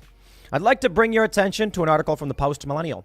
The Post Millennial. YouTuber Ethan Klein calls for bombing of NRA conference. Klein prefaced his calls for violence by promoting sales of his new shirts, which read "End Gun Violence." Now, shortly after saying he wanted someone to bomb the NRA conference, I'm gonna have to see his exact statements because I don't trust him, Paul, but okay. he then walks it back. But I do think there is some important context as to what he was talking about and why he said it. I don't think that he was joking. I think he knows that he wasn't joking. And he even said he took it a little too far and then later said, well, he was joking. In fact, when he called for the bombing of the NRA building, his wife says, yes. Yes. Now, in the full context of the video, it appears that one of his editors or someone working there like waves to him like, stop. He looks over and then he says, okay, took that one a little too far. Then he goes on to repeatedly just dwell on the issue, saying things like kill them with kindness. And that's what I meant. And Klein, it's gone the other direction. Ethan Klein, what? Called for the NRA conference about this country, people who believe crazy things. And of course, Ethan, with his massive influence, did not tell people the full context. I always try to do so. And yeah, I don't know about that. The dude that consistently posts, the dude who has massive influence that consistently posts about Civil War. Okay, buddy. you know what? Maybe the problem is it's impossible. Maybe I get it wrong too. But I can show you the full Which you context, often and I do. can break down where I believe on a very... Okay, we're not getting... Get this guy off my screen. For the first Look, it's bad enough I already have to watch Tim Pool. hopeless. Let me just try and play it. There's zero hope. Yeah, I don't know. I was wondering. So there was a big protest outside the NRA meeting, which was good. Do we have any insight into what they're actually talking about there at the NRA meeting? I honestly can't hear anything. In Texas. Okay, I'm going to stop it before he says the actual threat. But his wife was saying, I feel like there's no hope. He says, do we have any idea what's happening there? Someone should... Yeah. So let me see if I can... I don't want to play the clip. Wait, it's on YouTube. Why don't you want to play the clip? It's on YouTube.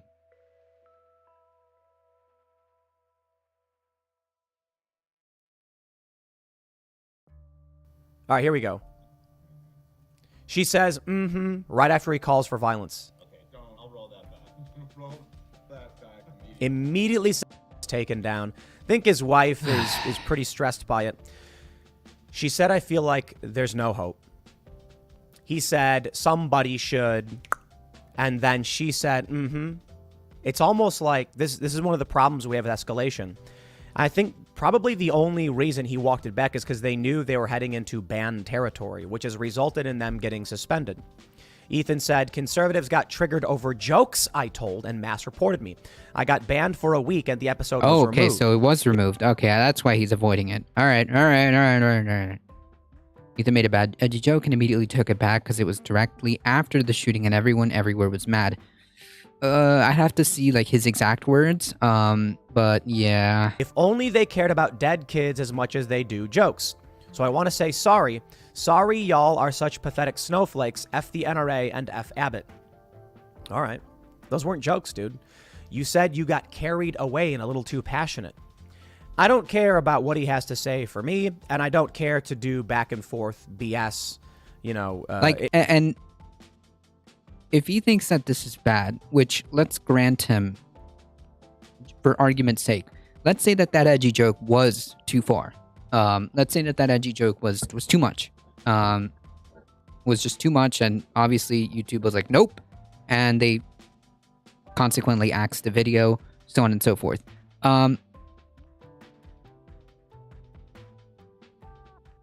This motherfucker consistently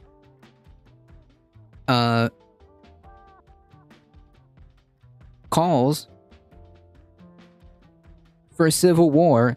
I can literally, without skipping a beat, if you go to Tim Pool's channel, there are Civil War videos, like at least on the dot, at least once or twice a month to millions and millions of people.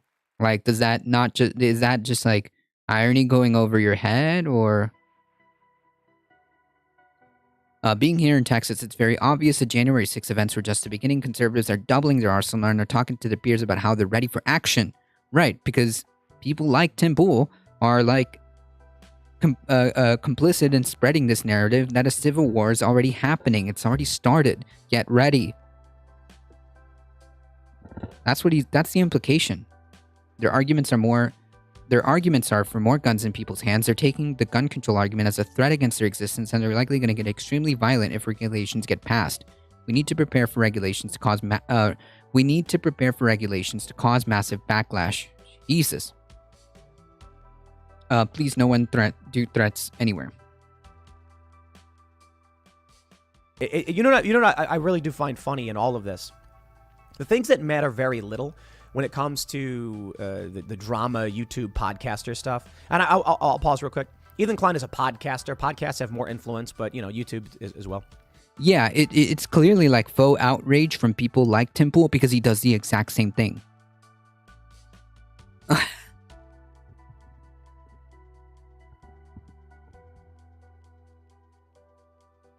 It's completely nonsensical issues. Like the Young Turks did a video where it's like Tim Pool says conservatives are less ugly than liberals or something. And it was like, I was citing 3 different studies, and I was like, that's really interesting. I wonder if that's privilege. They don't care to What? Truly discussing the things that matter. Jesus.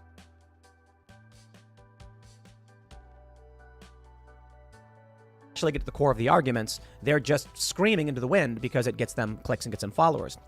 Now, I think Ethan Klein, you see what happens with a lot of these people is that they get, we need to come up with like a word that explains this. What happens is you take one person, you put them in a room, and they'll sit there and that's it. They maybe read, they won't do much. That's a good point, Cornbread. You take another person and put them in the room.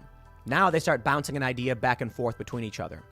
One person says the NRA is bad. The other person then enables or amplifies and says, you're right. I do think the NRA is bad too. They keep bouncing this idea back and forth, and among themselves exacerbate and grow. What Tim is dancing around is it's called an echo chamber.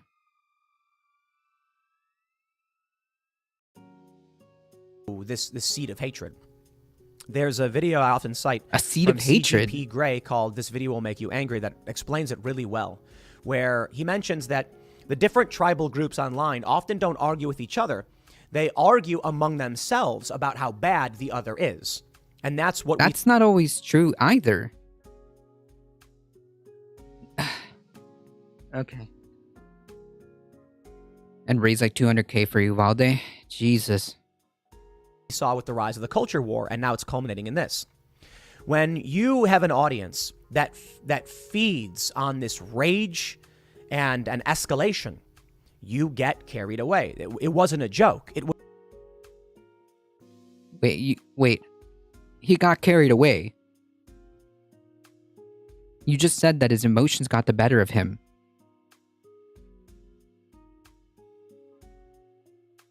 Okay.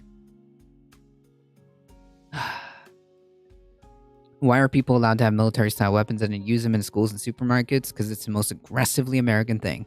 Was the next logical step in what Ethan Klein has said. And he needs to say something more. He can't say the same thing over and over again. You've probably heard me talk about how the media did it with Trump. What? You write an article saying Trump is a racist, you'll get 1 million clicks. What? Jesus.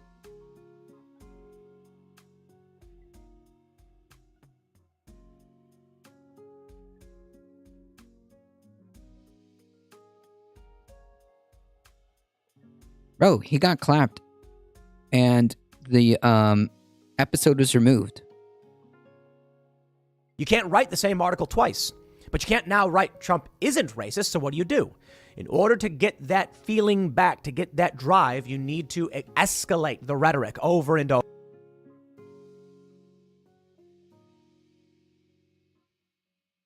Keep that statement in mind, all right? Keep that statement in mind.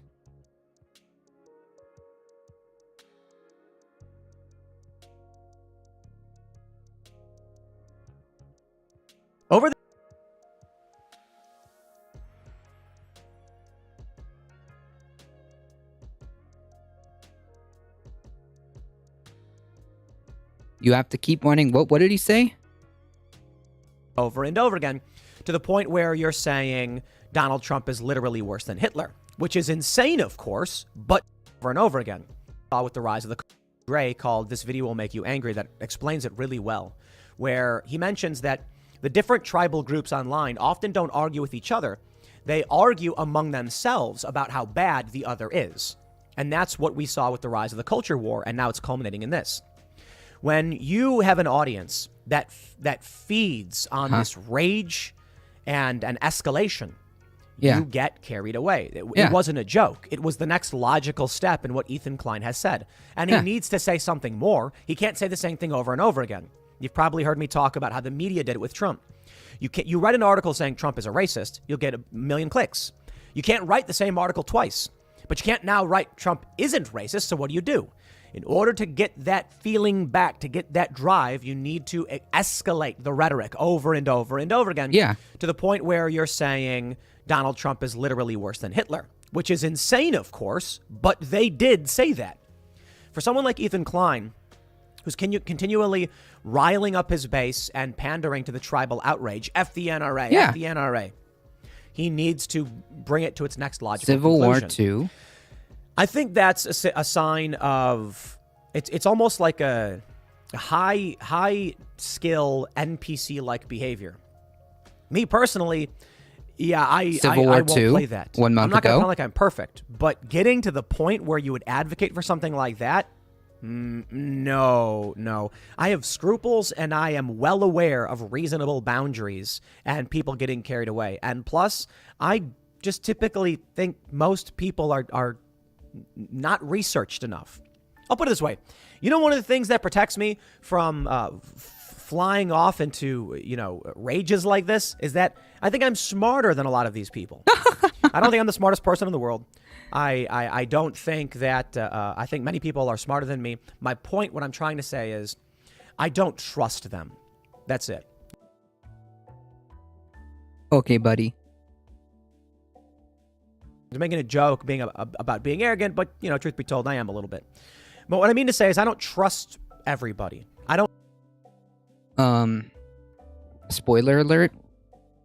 You have to have some type of... You have to have some... Not like completely.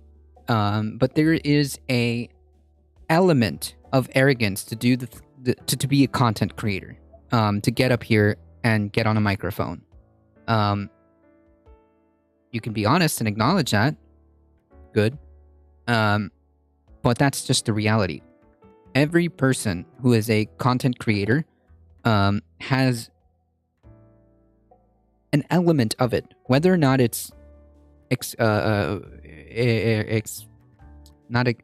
whether or not it's accentuated is a different story. And also, if you acknowledge it, you can keep it in check. Don't trust when they say, "Did you see X?" I'll be like, "I don't know if I believe you." So you're not going to get me to come out and drive this escalation, but this is what we are seeing. You're not going to get me and drive this escalation.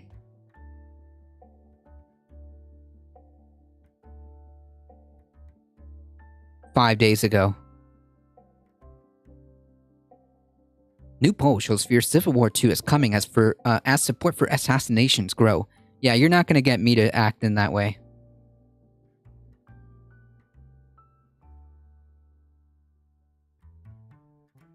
And claiming not to be arrogant is arrogant in and of itself. Exactly. Ethan then tweeted, "I want to make it clear that I don't advocate for violence of any kind. That is obvious to anyone that watched the segment and not just the 10-second clip that was used to misdirect attention. Republicans are now the party of dead children, and nothing can misdirect from that." Okay.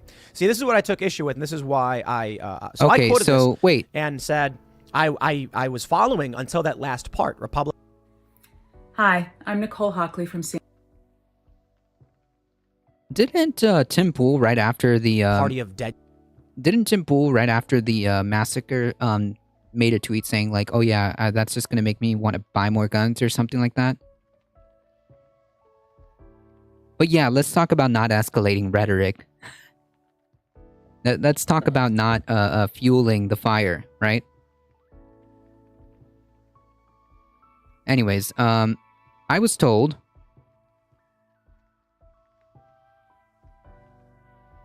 we would get a good meme out of this. Come on. Boomers are still here. Boomers have a disproportionate amount of wealth and power relative to generations past. Millennials have an extremely disproportionately low amount of wealth and power.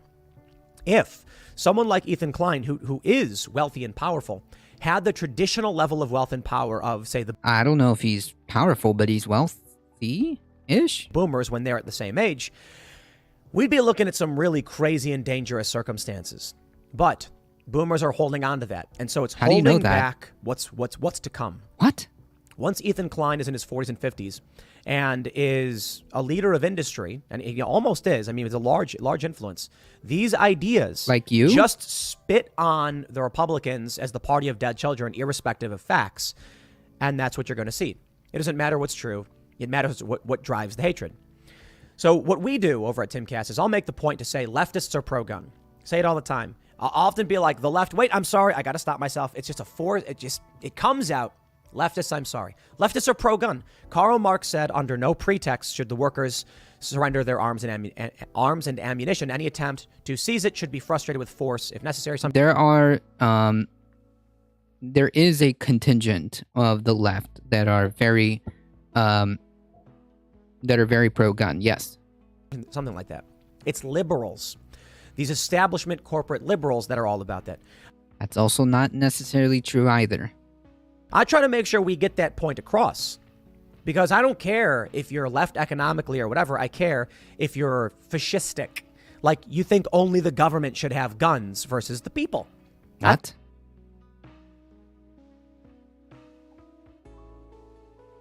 Oh, please make it stop. I was promised a meme thinking Sabercat. Where is it? I think the people should have them. I don't like the government, and I don't understand how you can say defund the police but arm them at the same time and disarm the population. What? What? The whole argument is to demilitarize the police. They don't need all that gear. Clearly. It is to dearm them, to demilitarize them. That is the point. Seems to make not very much sense. But anyway, you know, Ethan comes out and he makes this point that he doesn't advocate for violence of any kind. Well, he said he got carried away. So he did advocate for very extreme violence, in fact, an act of terror, but then walked it back because he thought he went too far. That's not a joke, and that was literal advocacy. My response is that Ethan should have just said what he said on the show. I'm sorry, I wasn't thinking, I just blurted out. Yeah, okay, so he acknowledged what he did was wrong. Great, excellent, we can move on now. He keeps confusing fascism with authoritarianism. Fascism is a right-wing philosophy. Well, fascism is authoritarianism, but not all authoritarianism is fascism. But all fascism is authoritarianism. It's authoritarian by nature. It's completely inappropriate. But to go on and say Republicans are the party of dead children is the real point. I don't care what you think about Ethan Klein. I don't care what Ethan Klein thinks about me. I care about where this train is going. And the train seems to be heading in a direction where the following response from Ethan is just to escalate. It's all escalation. He tweeted at Donald Trump Jr. Remember when your dad inspired an insurrection that killed 6 people? Donald Trump Jr. posted, Ethan Klein has 2.9 million subs on YouTube and has made multiple encouragements for violence and death against conservatives. He didn't just say to bomb the NRA building. He advocated for Whoa! attacking Governor Greg Abbott and physical confrontation. Well, I'll be careful with that last one. But he said to stick. This is what's being reported. I want to be careful. It's what's being reported? From whom? From whom? That's kind of important. Jesus Christ. It's being reported from whom? Like from where? Did you not? There's this video is 27 minutes long. Not 5 seconds to investigate who reported what and what was said. Stick a wheel in the spokes of Abbott's wheelchair, and then no one can, so he'd fall out. Like, direct physical action and attacks against him. Is Governor Greg Abbott, like, on a wheelchair? What? Now let's get personal here, but not in the sense that I care all that much. Ethan said... But I feel like I need to make a video with 231,207 views. What?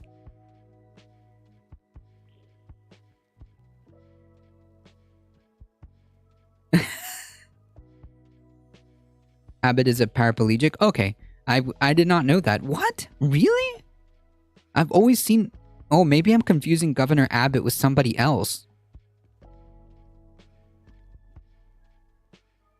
Oh, I must be confusing him. I must be confusing Abbott with somebody else. If you want to know how deranged Tim Pool is, just watch this. Thank you for shouting me out, Ethan. I said, I appreciate that Ethan did not extend to me the same courtesy he demanded of the right. He cut out where I said, and most people think that's wrong and we would need to amend the Constitution. Privateers were legal when it was written and they could flatten coastal cities. This is important. To Ethan's defense, the video that's What? An oak tree got him when he was running? Sheesh. Yikes. being circulated by people on the right doesn't include him saying, I shouldn't have said that, I shouldn't have said that. When I was first sent the clip by everyone saying, look what he said, oof, I don't fall for the Covington BS, guys. So I had conservatives send me this clip of Ethan Klein calling for bombing the NRA building. Really? I didn't know that about Abbott either. Yeah, this is, I must be confusing him with somebody else.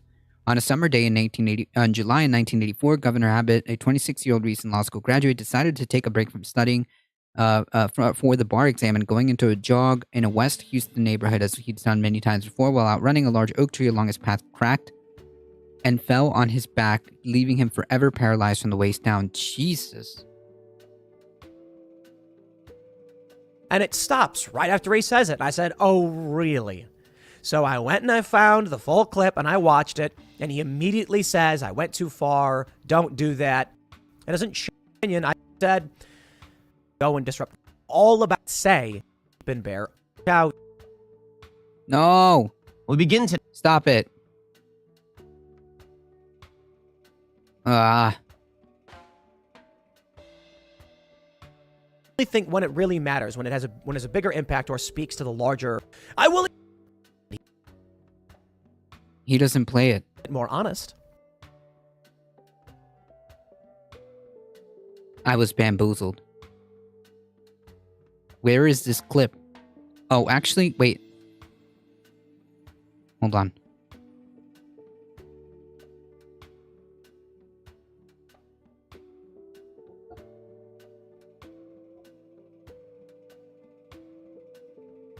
You should hear about his history. Since then, as a politician, he's worked hard for others to not have the same ease and rights in suing and winning a civil suit like he won.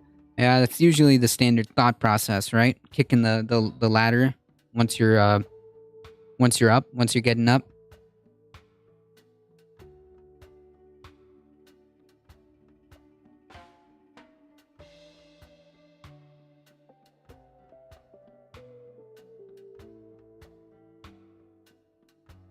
Oh, from that accident, too. Since Greg Abbott received a settlement following his 1984 accident, lawmakers have erected hurdles for lawsuits in personal injury cases. There's disagreement about whether Abbott could get a similar settlement now.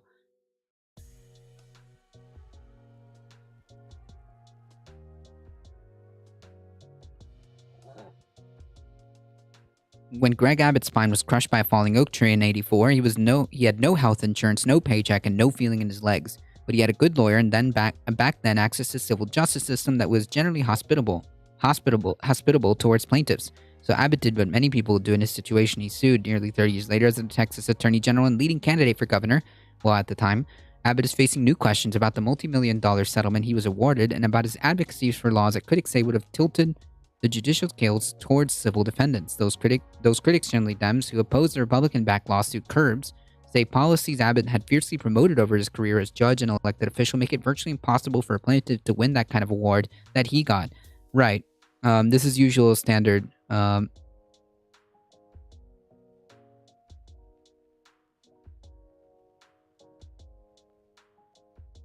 Yeah, kicking the ladder below should be the slogan for Republicans. True. He won against the city. Gotcha.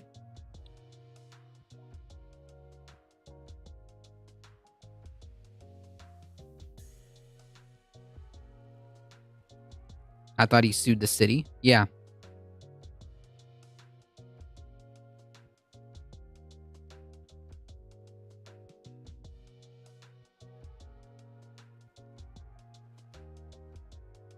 Would want to make sure that others have that may have had the misfortune follow in his footsteps, that ensure that those people had the opportunity to be compensated for the injuries in the same way that he was. Instead, he closed that door because it would help him get reelected.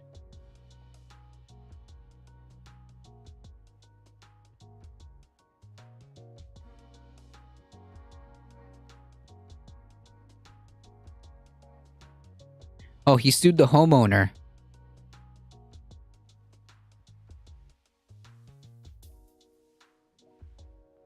And the tree company.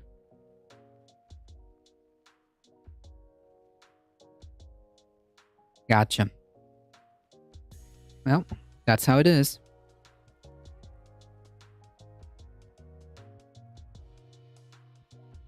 Anyways, Rich coming from Tim Pool. I actually want to find that clip.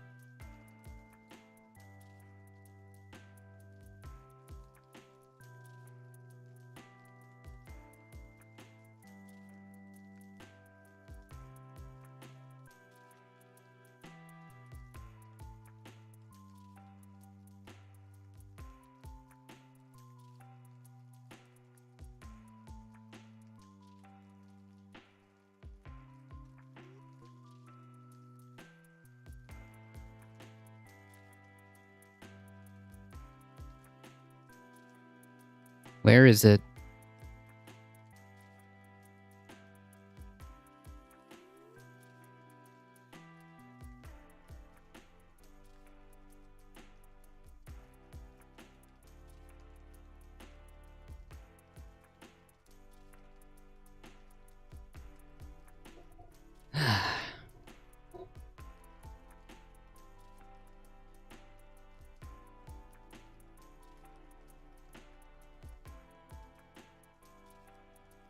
Oh, here we are. I believe the Second Amendment protects your right to own nuclear weapons. I believe an individual citizen in this country has a right to own a nuclear warhead. But not a delivery device? Oh, all of it, all of it. I think. I love the follow-up question. The original said, okay.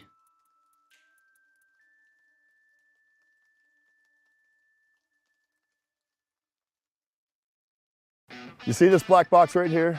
Well, I'm going to show you something right now. Some people are concerned that they might have...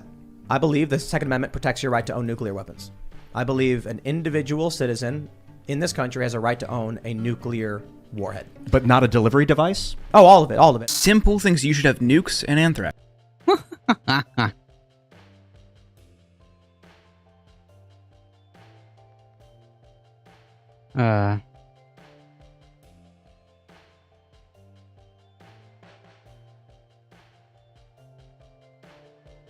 How do people respect them? I have no idea. Remember, he wants to de-escalate situations. Oh.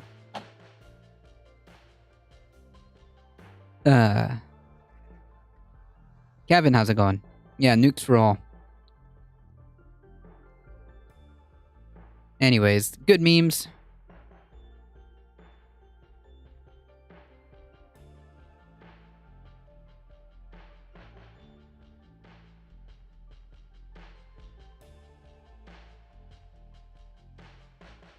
I'm going to talk about this article.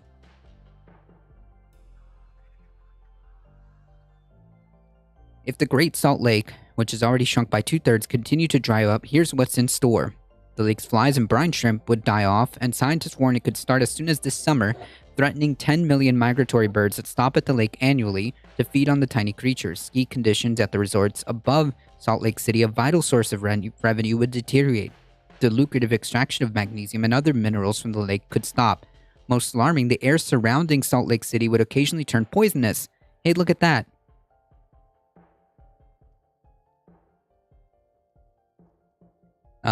That's not good. These are things that are quite possible, that's in the cards for the near future, should we continue to disregard climate change.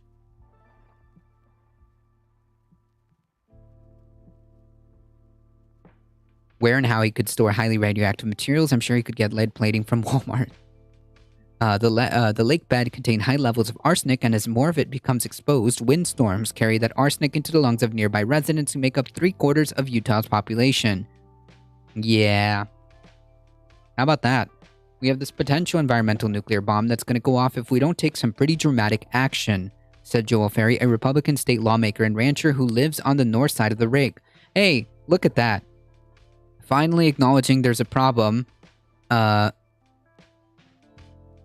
Finally, there's a Republican state lawmaker who acknowledges there's a problem because it's his problem. I think your affiliate link is broken. I've seen that before, but every time I click on it, look, it does like get you to the thing. I'm gonna have to. I keep messing up on that. I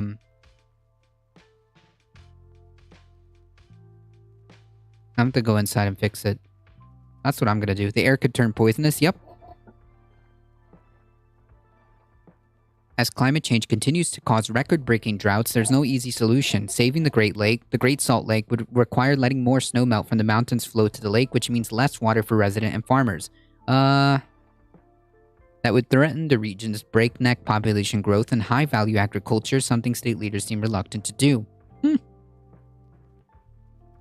Utah's dilemma raises a core question as the country heats up. How quickly are Americans willing to adapt to the effects of climate change, even as those effects become urgent, obvious, and potentially catastrophic? The stakes are alarmingly high, according to Timothy Hawks, a Republican lawmaker who wants more aggressive action. Otherwise, he said that the Great Salt Lake risks the same fate as California's Owen Lake when it went dry decades ago, producing the worst levels of dust pollution in the U.S. and helping to turn nearby communities into a veritable ghost town. Yep, the Republican way is to not think about a problem until it's their problem.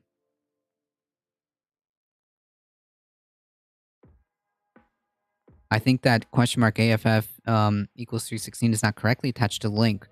Huh. Interesting. Maybe I should, the solution that I had in mind was just to leave it as finezcoffee.com and leave it like that. I'm sure that they won't have any resistance from Mormons whatsoever. True. Otherwise, he said in helping to turn near communities into a veritable ghost town. It's just not fear-mongering. It can actually happen. Yeah. No shit. No shit. We've had decades and decades of knowledge of the potential problems, or at least the inkling that, hey, we're going the wrong way, folks. There are possibilities for catastrophic action, consequences in the future, and yet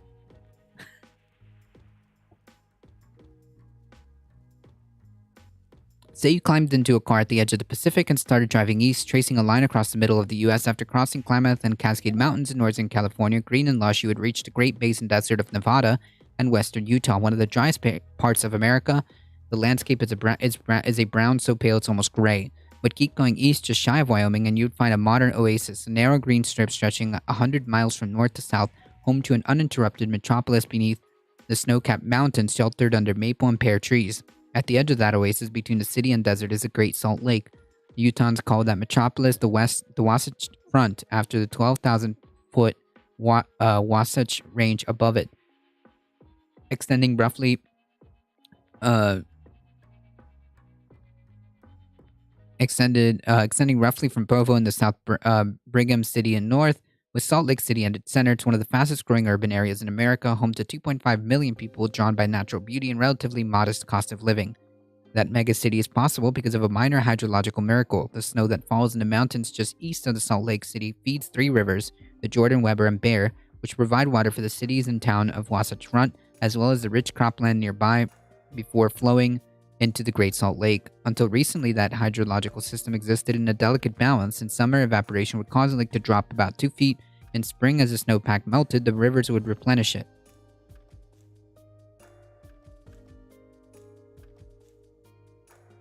Now, 2 changes are throwing that system out of balance. One is explosive population growth, diverting more water from those rivers before they reach the lake.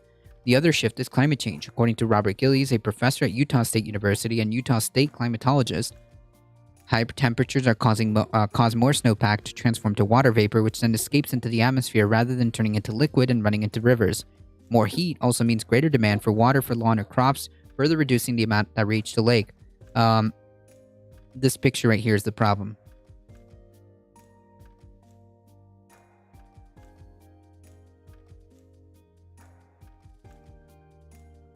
And a shrinking lake means less snow. As storms pass over the Great Salt Lake, they absorb some of its moisture, which then falls as snow in the mountains. A vanishing lake endangers that pattern. If you don't have water, you don't have industry, you don't have agriculture, you don't have life. Last summer, the water level in the Great Salt Lake reached its lowest point on record and is likely to fall further this year. The lake's surface area, which covers about 3,300 square miles in the late 1980s, has shrunk to less than 1,000, according to U.S. Geological Survey (GESIS). The salt content in the part of the lake that's closest to Salt Lake City used to fluctuate between 9 to 12%, according to Bonnie Baxter, a biology professor at Westminster College. But as the water in the lake drops, its salt content has increased. If it reaches 17%, something that Dr. Baxter says will happen this summer, the algae in the water will struggle, threatening the brine shrimp that consume it. While the ecosystem hasn't collapsed yet, we're at the precipice and it is terrifying. Yep.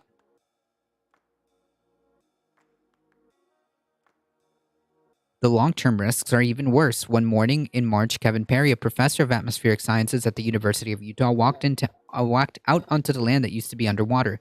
He picked at the earth and the color of dried mud, like a beach whose tide went out and never came back. The soil contains arsenic, antimony, copper, zirconium, and other dangerous heavy metals. Much of it residue from mining activity in the region. Jesus, we're doing phenomenal, folks. Most of the exposed soil is still protected by a hard crust, but as wind erodes that crust over time, those contaminants become airborne. Clouds of dust also make it difficult for people to breathe, particularly those with asthma or respiratory ailments. Dr. Perry pointed out that shards of crust that have come apart, lying on the sand like broken china. This is a disaster, Dr. Perry said, and the consequences for the ecosystem are absolutely insanely bad. In theory, the fix is simple: let more water from melting snowpack reach the lake by sending less towards home, businesses, and farms, i.e. agriculture, animal agriculture. The collapse of an ecosystem isn't ideal, to say very little. Yeah, the collapse of of an ecosystem is very, very bad, okay? Like a healthy ecosystem is what keeps us alive. That's it. But metropolitan Salt Lake City has barely enough water to support its current population and is expected to grow almost 50% by 2060. Laura Briefer, director of Salt Lake City's Public Utilities Department, said the city can increase its water supply in 3 ways: divert more water from rivers and streams, recycle more wastewater, or draw more groundwater from wells. Each of the strategies reduces the amount that reaches the lake, but without those steps, the demand for water in Salt Lake City would exceed the supply around 2040. The city is trying to conserve water. Last December, it stopped issuing permits for businesses that require significant water, such as data centers or bottling plants.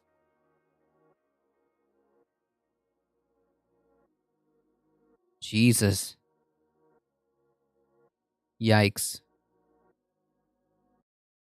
But city leaders have shied away from other potentially powerful tools: higher prices. Of major U.S. cities, Salt Lake has among the lowest per gallon water rates. According to a 2017 federal report, it also consumes more water for residential use than any other desert city: 96 gallons per person per day last year, compared with 78 in Tucson, 77 in LA. Charge more for water and people use less. Also, we need to reorganize our priorities. Yeah, who cares about the future generations? Though a spokesperson, Mayor Erin Mendenhall, elected in 2019 on a pledge to address climate change and air quality, declined to interview. In a statement, she said that the city will consider pricing as a way to send stronger conservation signals. Homes around Salt Lake City boast lush forest green lawns despite the drought and not always by choice. In the suburb of Bluffdale, when Eliel Kersweny stopped watering his lawns in response to the drought, his homeowners association threatened to fine him. I was trying to do the right thing for my community. Imagine.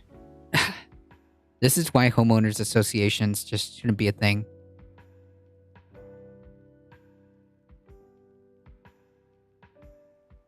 Robert Spendlove, a Republican state representative, introduced a bill that would this year that would have blocked communities from requiring homeowners to maintain lawns. He said local governments lobbied against the bill, which failed. In the state legislative session that ended in March, lawmakers approved other measures to start addressing the crisis. They funded a study of water needs, made it easier to buy and sell water rights. What? Required cities and towns to include water in their long-term planning, but lawmakers rejected proposals that would have had an immediate impact, such as requiring water-efficient sinks and showers in new homes or increasing the price of water. What? The worst-case scenario for the Great Salt Lake is neither hypothetical nor abstract. Rather, it's on display 600 miles southwest in a narrow valley at the edge of California, where what used to be a lake is now a barely contained disaster. In the 1900s, Los Angeles, growing fast and running out of water, bought land along either side of the Owens River, then built an aqueduct diverting the river's water 230 miles south to LA. The river has been the main source of water for what was once Owens Lake, which covered more than 100 square miles. The lake dried up, and then much for the 20th century, it was the worst source of dust pollution in America, according to a 2020 study by National Academies of Science, Engineering, and Medicine. When windstorms hit the dried bed lake, they picked up PM10 particulate matter, 10 micrometers or small, which can lodge into lungs when inhaled and has been linked to worsening asthma, heart attacks, and premature death. The amount of PM10 in the air around Owens Lake has been as much as 138 times higher than deemed safe by the EPA. Local officials successfully sued LA, arguing that it had violated the rights of nearby communities to clean air.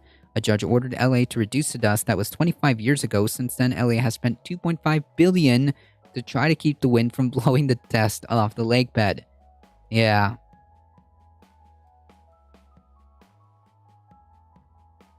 The city has tried different strategies, covering the lake bed in gravel, spraying just enough water on the dust to hold it in place, constantly tilling the dry earth, creating low ridges to catch restive dust particles before they can become airborne. Billions of dollars. The result is a mix between an industrial site and science experiment. On a recent mornings, workers scurried across the vast area checking valves and sprinklers that continuously get plugged with sand nearby inside a complex that resembles a bunker, walls of screen monitor data to alert the Operation 70-person staff if something goes wrong. If the carefully calibrated flows of sprinkles is disrupted, for example, the dust could quickly start to fly off again. Dust levels near the lake is sometimes exceed federal safety rules. Jesus. So that's billions of dollars to put band-aids on this.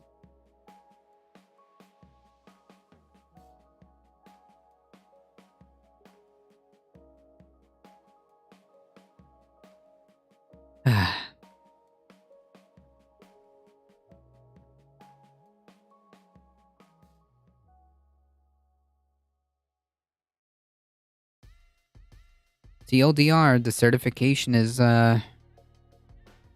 going to be a very big problem, and you can't ignore the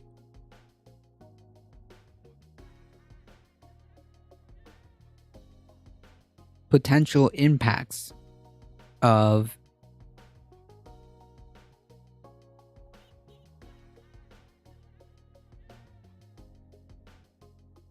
you can't ignore the severity of impacts should ecosystems fail. Ecosystems, a healthy and balanced ecosystem, is what keeps us alive. Okay? Expect more of these type of stories as we continue to do nothing. That's just how it's going to be should we not do anything. Truly frustrating.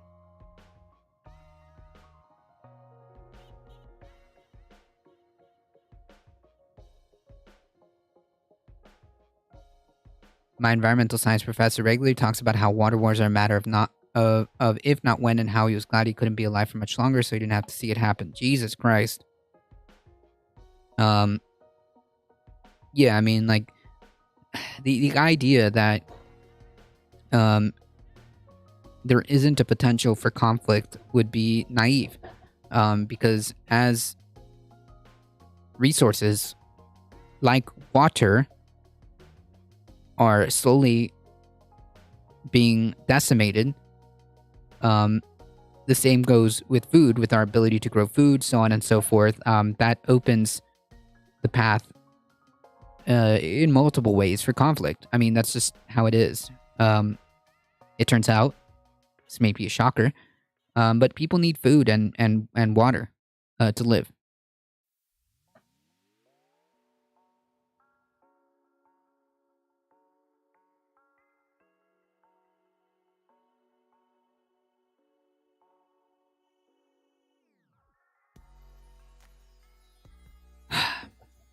All right, folks. Unfortunately, that is all the time I have today. We did make the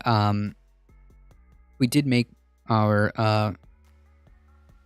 all our articles. There are some videos that I need to go over tomorrow. Make sure that on your way out, make sure you hit the follow button. It does help the channel. And if you guys have like just a quick second, head on over to the YouTube and hit that subscribe button. It really does help us out. Join us on the Discord to keep up with any channel updates or anything like that. There might be upcoming channel schedule updates. So make sure that you join the Discord to keep up with any updates there. And there is a possibility for schedules to be changed because of my work. So we'll see what that looks like. But until I know more, we'll just keep it as is. Thank you. See you tomorrow and have a good one. You have a good one. Thank you guys so much. As always, please stay safe. Please take care of each other. I love you all and I hope to see you guys in the next one. See ya.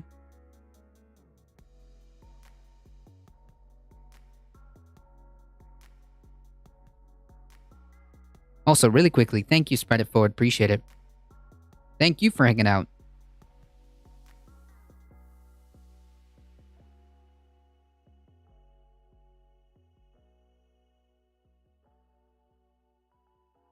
All right.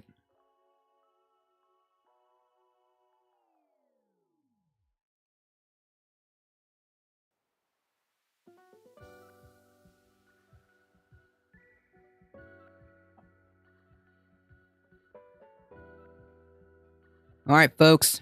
Hang tight. We are heading out in 5, 4, 3, 2, 1. See ya.